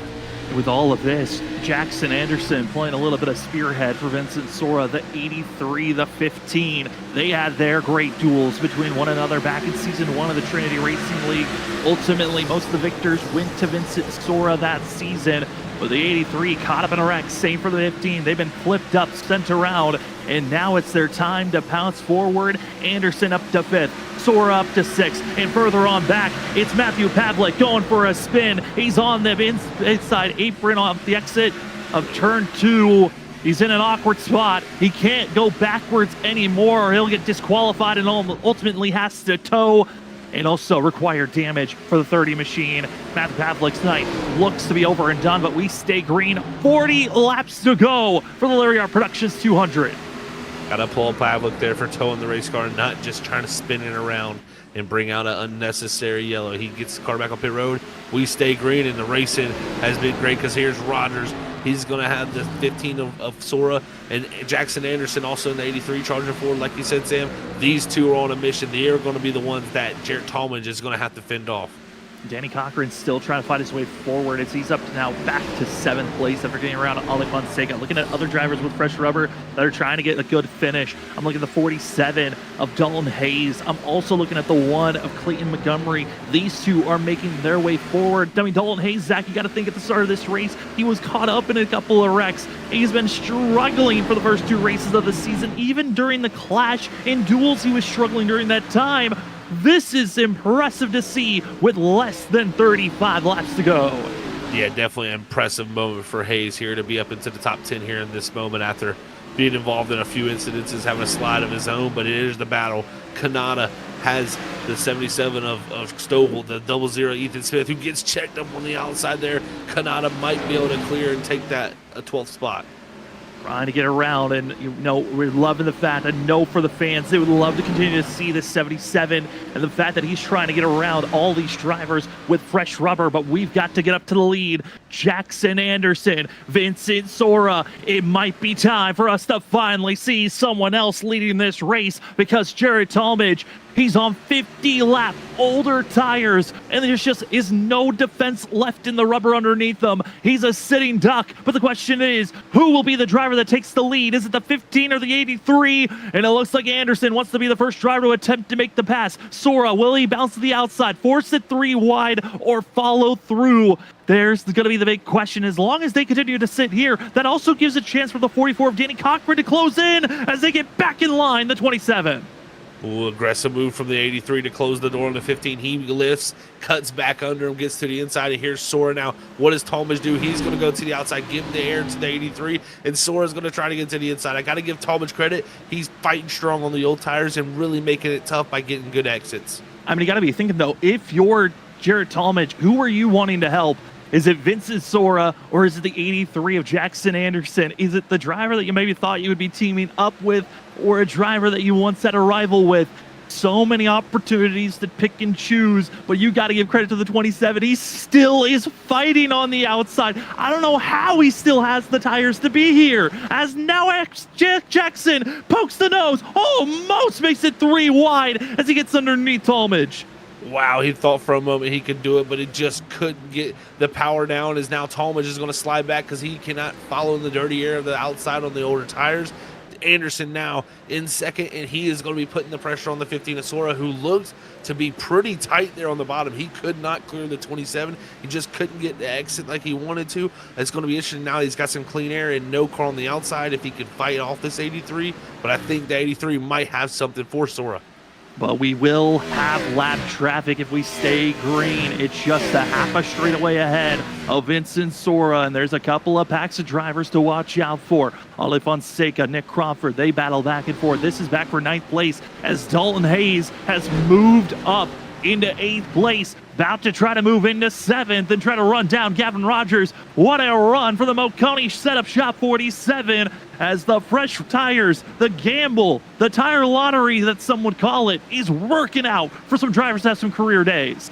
That is for sure, Sam. People are loving the fact that they hit that pit stop at that timing, and I felt like if you were going to pit, that might have been the perfect timing to do it, because I think any time after now, if we get a yellow, you're just going to be putting yourself in a tough position to fight back with how many laps are to go. Now it's down to crunch time. Everybody who's made that decision's got to live with it. 25 laps to go. Now make it 24 for Vincent Sora and Jackson Anderson. They're looking good in line with one another, but Jared Talmadge still within a second and a half back. He's looking for a mistake. If we start to see these front two battle, or they catch lap traffic at the poor time, this 27 might be able to close back in the gap. And Danny Cochran, I'm looking at his lap times. He's running still similar to Talmadge, even with battling drivers around him. So that 44 still has speed underneath them. See how well he can climb his way forward as the 1583 look good, but here's some drivers that if we're going to see a caution, it might happen between the one trying to get through this field as quickly as possible to go for a top 5 finish. Montgomery had a great finish last week, finished in a podium. He wants to get even farther up here into the top 10. He's got 2 drivers who are not willing to give up position or concede, of Yingling and the 24 Fonseca. This is going to be a battle till the very end here if they stay side by side. I mean, this is such an important pass for seeing Clay Montgomery. This finish, a good top 5 finish for the one machine, could definitively put him as the points leader heading into COTA next week. So every point matters so much for the one machine, but you also don't want to throw it away with being stuck side by side. Bumping the driver on the outer groove is not going to be the safest thing to do, but that's where we're going to be seeing Montgomery set up. He has to try to see which driver will be the front runner, as now Norris finds the way to sneak on by. And Yingling is struggling. I can tell it, just no center roll for him. Montgomery going to immediately drop to the inside of him now, as all 3 of these drivers are going to get past that 67, who's going to drop into the 11th position now, as Montgomery in 10th, Norris in 9th, and Fonseca in 8th. This battle continues on, but up front it is continuing to be Vincent Sora as Hayes trying to make another pass to get into the top 5. Hayes has done it, getting by the 13 of Ryan Kelly. A great job from the 47, continuing to turn heads here this evening. Just slowly, methodically making the passes and the moves, and has ran faster than the 44 of Danny Cochran the last couple of laps. So there's a chance to even move further up in the field, but looking for the battle for the lead. Zach, it is Vincent Sora getting by lap traffic more efficiently, quicker than the 83 of Anderson, who struggled to get by Wake right there. And now it's Sora trying to get by Thornock with 15 laps to go. And that's going to be critical for Sora, as he just needs to now, when he catches lap traffic, be in the right position. You don't have to take like mega risk here. You just need to position your car and position it well enough to where you can continuously make moves if you get to multiple cars of traffic. So right now, great gap for him. He's continuing to put in quicker times, about a couple hundredths of a second each and every lap than the drivers behind him, and that's just allowing him to eke out the gap even more. Vincent Sora looking for his first true finish of the season, and it might be a finish in victory lane. A win could shake up everything in the point standings and really throttle up the Season 1 champ, who won over 7 times back in Season 1. He has been the dominator in so many different series, but to get his win just for Season 3, to finally get that monkey off his back, would be incredible to grab, especially at how torturous this race has been for a lot of drivers. What an evening it could be, as Montgomery trying to get by Norris. This is the second time he's had to do it, and finally able to do so, as well as seeing Gavin Rogers fall outside of that 9th place position into 10th. There's a chance Gavin Rogers doesn't even get a top 10 finish here this evening. As looking at other drivers with the way tires have fallen out, Cody Reed, Zach, he might find a top 10 here this evening. Cody Reed's done a great job. Yeah, he just soared past that 67 of Yingling, who is just struggling to carry momentum through the center of the corner. So Reed up to 11th, and Yingling back to 12th is now Trevor Benz in the 33, who was involved in a major hit there in one of those incidents earlier that took out Thomas Green. He is now going to be moving his way forward, and he's going to move up in the 12th. Move forward, find your footing every possible way you can. And here tonight, it's been a fun one all around, seeing the field, trying to have the right strategy to win here tonight. Vincent Sora, almost a 2-second gap lead for himself, but a late caution could change everything as Clint Cox, as well as Benz, we're getting close with one another there. But Zach, we're closing in on 6 laps to go for the Season 1 champ. That we are. Vincent Sora can feel this one starting to get closer and closer to that white flag. You can never truly let yourself believe that it's over, because the battles are continuing on. Hayes in the background in the 47, he is all over Cochran, who is sliding the rear end all around, and he's teammates of Vincent Sora in that 44. You know, if I'm Sora and your teammates saying, man, I'm just trying to hold on here and not wreck, you're kind of encouraging him. Please do not do that, man. Do not force the issue. Just, if you see a chance, continue to fight for it, as it is a gaggle of cars from that 4th place position on back, with lap cars, lead lap drivers. With 4 laps to go, Vincent Sora is looking good as long as this race stays green. Our estimated timer, it's less than a minute left here from Bristol. That it is, like you said, it is clicking away, and Sora can just feel it as the lap slowly trundles away. It feels like the longest laps of the night for him. He's going to get to 2 to go here at Bristol Motor Speedway, and it's less than 30 seconds to go. Vincent Sora, just hit your marks, you are good. Everyone else, can they make it to the end? And Hayes pushed out of the way. Top 5 no longer going to be in his window of grass. But for our leader, Vincent Sora, it's your Team Watson Racing Setups white flag. This race is official. Everyone else make it across the line. But for Vincent Sora, ran a part-time schedule last season, got the win at Indianapolis, but tonight gets around traffic, gets around other drivers, and the first win of Season 3 is here tonight as he gets caught up with a wreck with Mar Morales. Oh, he's so lucky that happened after the start-finish line. Vincent Sora, though, in victory lane, Sam, and he has done it with a bang, man. We came in here, we talked about who's going to be your picks tonight. You said his name, and I was like, man, that's the one I was thinking too, and I think we were both on the right hunch.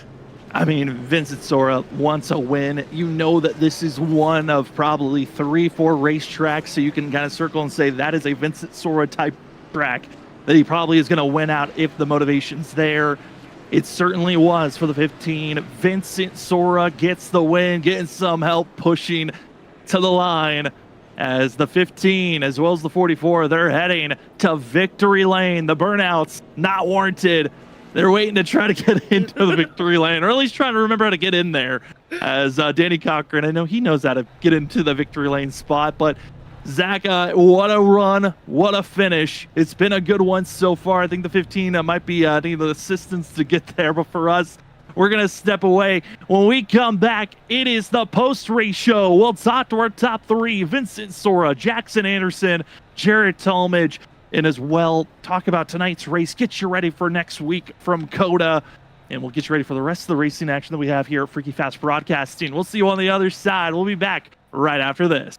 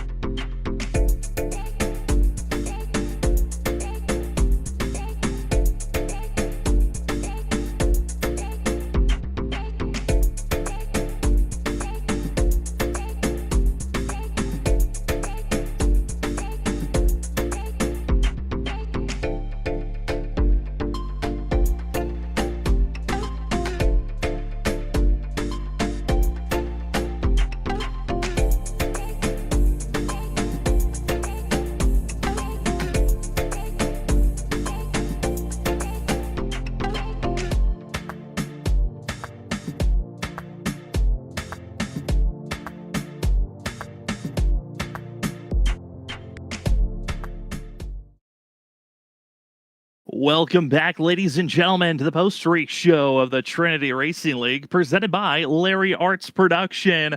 We're going to head down to Victory Lane and go talk to the driver that got it done. Vincent Sora in the 15 certainly had his moments in time. Vinny, it was a great race by yourself. I know you had your ups and downs here this evening, but how does it feel to finally get the first win of Season 3?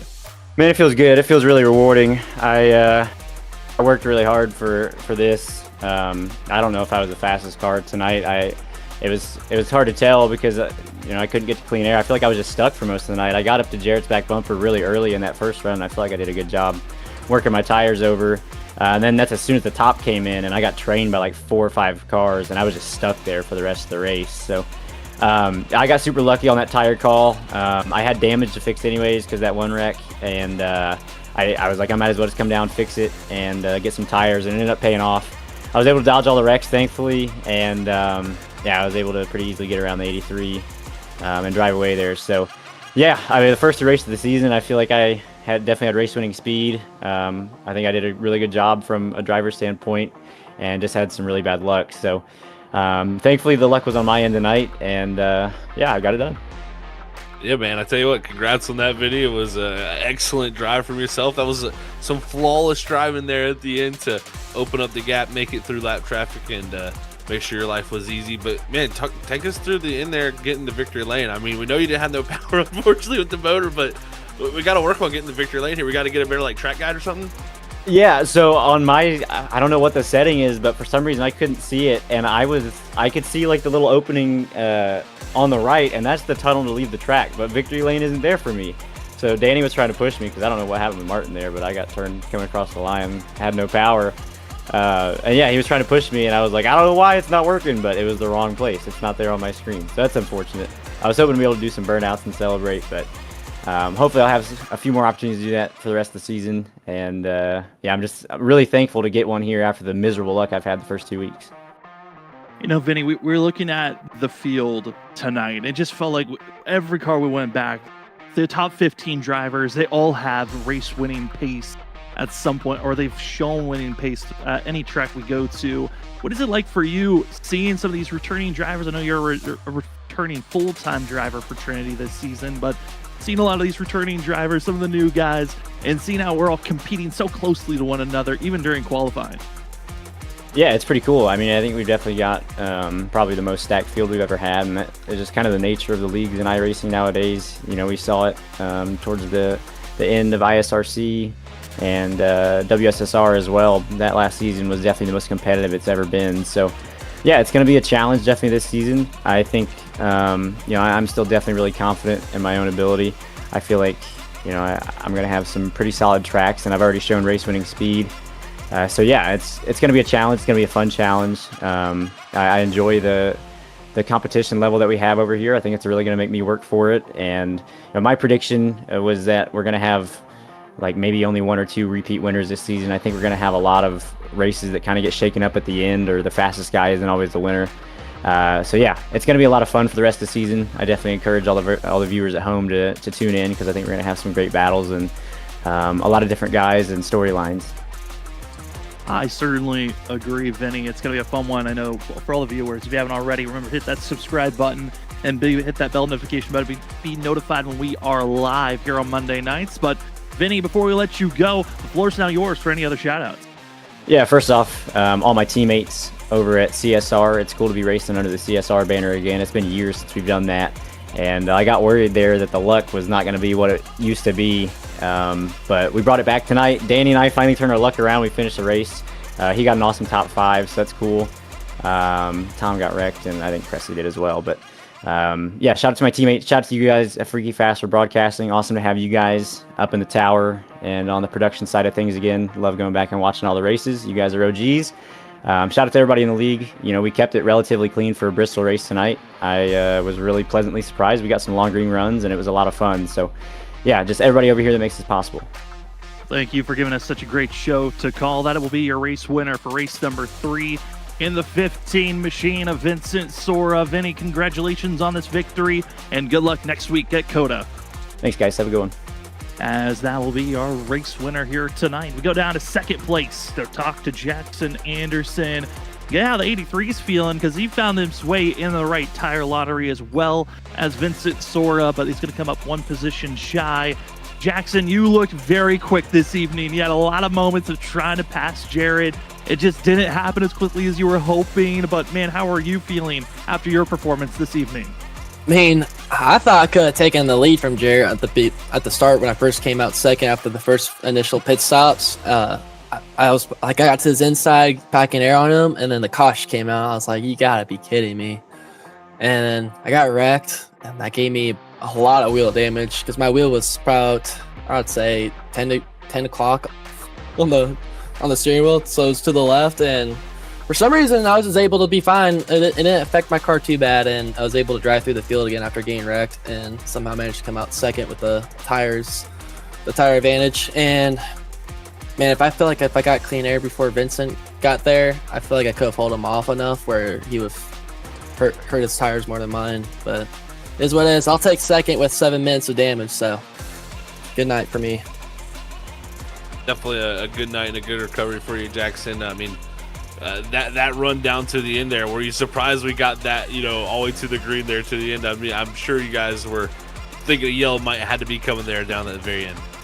Oh, I thought if a yellow came out, I was screwed because of the damage, and the takes a bit for my car to get going with the damage on it. And I was like, if a caution comes out, I'm just gonna stay out and hope for the best. That was my plan, but.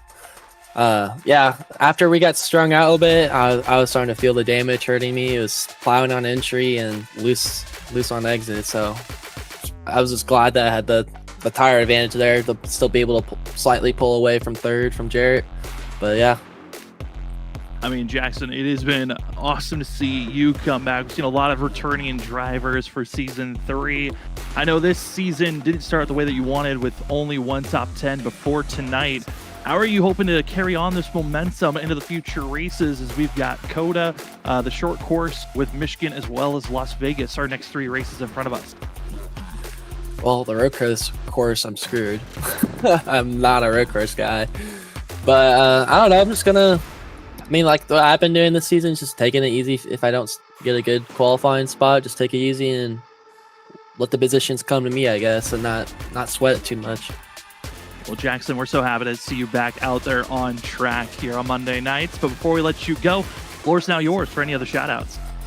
I would just like to thank Carson Hostfar and Spectrum for winning Spectrum Night of America and getting that prize money, and my sponsors on my car, Team Associated Reedy and J Concepts. Well, that will be the 83 machine of Jackson Anderson. Jackson, enjoy this one. Coming away second here tonight, and good luck on trying to survive the road course next week. Thank you.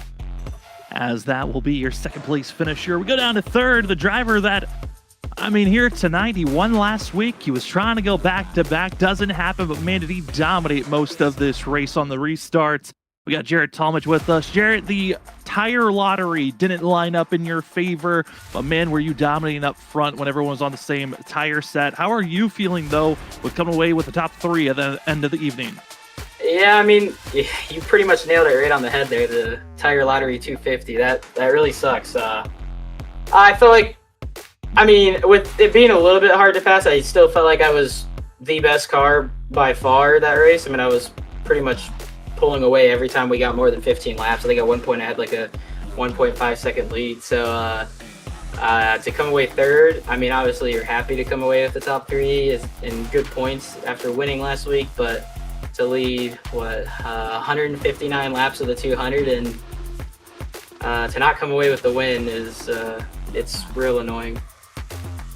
Yeah, it's definitely I feel for you there, Jarrett. Definitely looked like to be the dominant car here tonight, man. Definitely, I think you could take that one away at least here from the night, and also take, of course, a good third place finish with you. But take us through how tough is it to be in that lead position, kind of to make the decision when to pit there, because again, you got a lot to lose by being the leader, whereas some of the guys a little bit farther back can kind of take that risk. It's probably the worst position you can be in on the racetrack under yellow, is being that first guy that, if you stay out, a lot of people are going to pit, you pit, a lot of people are going to stay out, so they kind of just do the opposite of you. So I mean, it is how it goes. You have to make the call sometimes, and I felt like staying out at that point was the call. We didn't have a crazy amount of laps on our tires, and there was still, I think, 57, 60 something to go there at that point. So with how they had been having fun in the back, I figured we'd have a couple more fun flags, and I'd get a chance to come down and pit. But I guess sometimes that's just how it rolls, that they decide to all turn into A-class drivers, 4.99 safety ratings there at the end and go green. But in the end, it's just tough to make the call from the lead. And like I said, whatever you do, they're going to do the opposite. So it's just rough. Well, at least you already got your win for this season, Jarrett. We got plenty of other great tracks ahead of us with heading to COTA next week, and then Michigan, Las Vegas. How are you feeling about the road course next week, and then getting back to the more traditional racetracks after that? I'm glad we're having a bye week next week, and then we'll get to Michigan and Vegas, and hopefully we'll go win us 2 more races there, and hopefully not have to run into the tire lottery. But I mean, all in all, it was a pretty good run. I mean, like I said, can't really complain with 3rd place, and I think there's halfway points or something like that coming away if there is with those. So all in all, especially after Daytona, coming out 35th there after getting wrecked, and then winning last week on fuel, and then coming out with a 3rd place, it's just a good way to set us up, get us back up where we should be in points, and now just after the bye week next week, focus on Michigan and Vegas and come away with wins there, hopefully. Not bad at all, Jarrett. The points just got updated. You're now up to 4th in points, so not a bad place at all for yourself. But before we let you go, the floor's now yours for any other shout-outs. I'd like to shout out to you guys for putting on the broadcast. I enjoy watching them back every week after. Shout out to everybody who runs the league. Once again, shout out to the Thunder Valley guys for allowing me to chill in their VC again this week. And shout out to Zach for the paint scheme that almost got its 2nd win. But a 3rd place isn't bad. A lot of broadcast time, and hopefully we'll get some more with it. Well, that will be the 27 machine of Jarrett Talmadge coming away 3rd here tonight. Jarrett, congratulations on that run. Good luck trying to survive the road course next week, and good luck for the rest of the season. I appreciate it. Thank you. As that will finish up our interviews here this evening. Oh, I mean, you got to give credit. I think the admins are proud of the drivers. Well, we got to give credit to the drivers. Yes, there were some fumble moments. You're kind of like scratching your head on what just happened. But Bristol, in having less than 20 cautions, less than 15 cautions, honestly is a positive night to have. We'll see if the admins decide to risk it in future seasons to come back to this track. But as we take a look at our unofficial results, Vincent Sora will take the victory here tonight with going to be Jackson Anderson, Jarrett Talmadge, 2nd, 3rd. Clayton Montgomery, after tonight's race, will become your new points leader and finishing 4th here tonight. Danny Cochran slipping and sliding, but he'll come away in 4th with Ollie Fonseca in 6th. 7th is Dalton Hayes. He thought he was going to get a top 5, not going to be the case, with Ryan Kelly in 8th. 9th was Cody Reed, and finishing out our top 10, the 03 of Clinton Cox, who really never even got a chance to really show up front. But a lot of these guys, because of the tire lottery, they found their way into the top 10. That they did, Sam, for sure. And as we look through the rest of our finishing results here tonight, some ones that really stick out to me, got to be our pole setter here tonight. Cedric Hunter had a first career pole, looked up for him. Unfortunately, some bad luck puts him back in 18th. Also, Isaac Shelley, 19th, and Nick Crawford, 2 there in 20th. Those kind of 3 up front most of the night. Unfortunately, not going to come up near the front half of that field. And then as we go farther back into our list, this is where we start to see the drivers who were laps down and involved in some of our incidents who, again, on the shorter list of incidents here tonight. Normally this Bristol thing, you start seeing them in the 20s starting to be lapped down. They're near like that, 26 marker where they really start to falter. Yeah, it shocks me on the amount of guys that try to race here tonight. Again, Chris Stambert was not able to start here tonight. Rich Wolfsburg will take that last 41st position spot, but still impressive to see here from Bristol for the Larry Arts Production 200. Here this evening, Vincent Sora will take the victory. Next week, we head to COTA West Circuit. That's going to be the short circuit that they run. And overall, I mean, Zach, that is going to be a difficult track for a lot of people. It's chances of seeing drivers getting a lot of incident points. It's a lot of slowdowns. That is a tough track that we're heading towards. Well, it doesn't get any easier from tonight to next week.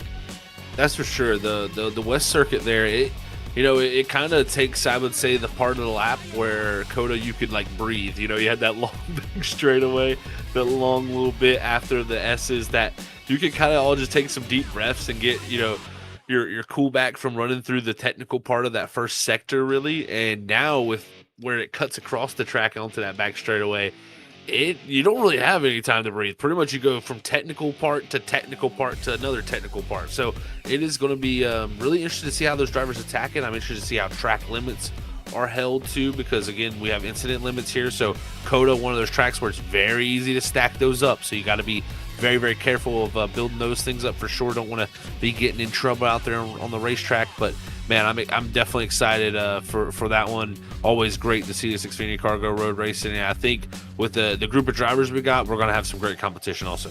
And I know every interview, the driver's going to say, I am sweating, I am tired, and I am ready for the next race. A lot of those interviews are going to be like, and even after practice. But we are excited for all the racing action that we're going to have throughout this week. We have plenty of action tomorrow. We've got the BRB Sundance Pro Series, the first race of the chase. We've got Bristol this Tuesday, and then our final coverage at Sonoma. Then we'll be handing things over to Pit Stop on Tuesdays for them to finish up the season. And then this upcoming Thursday, don't want to miss it, we have the ending of the mid-season bracket. Will it be the points leader, Mark Whitley, or will it be the broadcaster, Brett Hahn? The battle at Indianapolis of who's getting the $50 is going to be one you don't want to miss out for. Again, that's this Thursday, where you see the next gens taking the track at Indy. But for tonight, for Trinity, we do want to say thank you to the sponsors. I want to say thank you to Larry Arts Production. Again, go check out Larry Arts Production on all social medias. Check out Blazing Fast TV for Dakota Moniz's point of view on all of his streaming platforms on Twitch and YouTube. We also want to say thank you to SimSam. Check out all the content from SimSam on YouTube, TikTok, Instagram, and Twitch. Premier Racing Setups. Go use the promo code Renner number 15 at checkout for 15% off. Orchid Ink Tattoo Studios on Instagram. And finally, I want to say thank you to our white flag sponsor, being Team Watson Racing Setups. If you're looking for another setup group that can give you more of an edge out on track, go check out Watts Spin 39 for 10% off at checkout. Thank you so much to all the amazing sponsors. But Zach, any final thoughts before we call it an evening here on Monday night? Well, Sam, it was a pleasure first off the call. So thank you everybody who tuned in. Thank you to Robert up here running production. Thank you to you, Sam, for all the work you do. But man, shout out to the drivers. This could have been so much more miserable. It really could have been a miserable race to watch. It really, really could have been. That's how some of these races play out in iRacing and these short tracks. Seems like the art of short track racing is gone.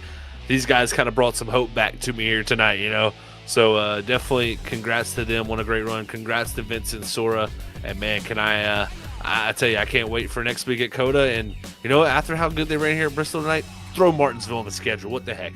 Oh, you are a dangerous man for that one. Now, it didn't show that skill last season. We're not putting that one just yet. But the Trinity Racing League certainly has put on a fantastic show here tonight. A huge shout out to those of the fans that were watching. I saw the number up to 50 live viewers at one moment in time. We appreciate everyone that is checking out Monday nights here on Freaky Fast Broadcasting, watching one of the best league out there in iRacing, the Trinity Racing League, presented by Larry Arts Production. But for this evening, for myself, Sam Dyer, for Zach Hall, for Robert Moyer Jr., and everyone else that helps out at Freaky Fast Broadcasting, thank you so much for hanging out with us on your Monday night. If you're watching live, if you're watching after it's been posted, we appreciate you coming in and viewing. If you enjoyed the show, remember to hit that like button. It really lets us know you're enjoying the show. If you've got a complaint, you got an issue, hey, there's a comment section down below this stream. You can go type there. We would love to know if you got suggestions, if you got issues, if you want to say, hey, you guys are just doing a good job. That also is nice to hear. But for us here on Mondays, we're calling it a night. We will be back next Monday for Coda at the West Course. It's the shorter course. It's going to be a handful. It's going to be madness. It's going to be a lot of the messes that you cannot and do not want to miss. But if you cannot wait until then, well, we'll see you tomorrow night.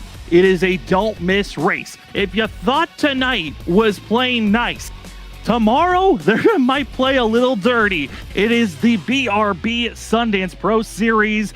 12 drivers bought inclined for a chance to enter the chase. There was a little bit of controversy on a couple of the drivers that are in and those that didn't make it out. Will there be some team play action on who wins? Will there be some team play to hurt drivers in the chase? It all starts tomorrow night. The last great Coliseum, the Gladiators rise once again. We'll see you tomorrow night for our next Freaky Fast broadcast.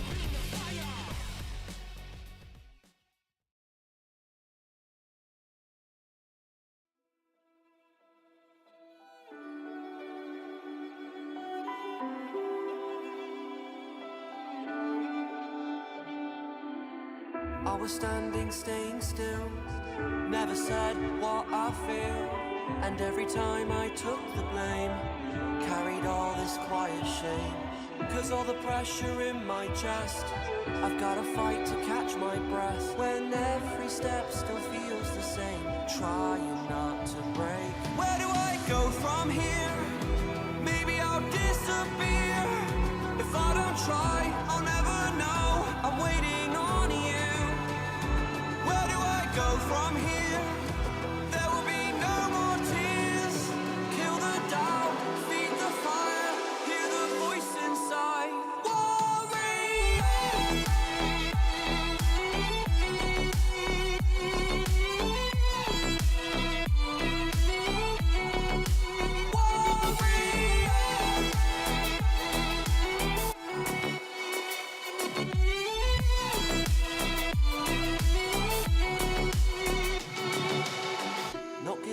It's my turn this time. They took a shot, now I want mine. You fall, I rise, I take the wheel.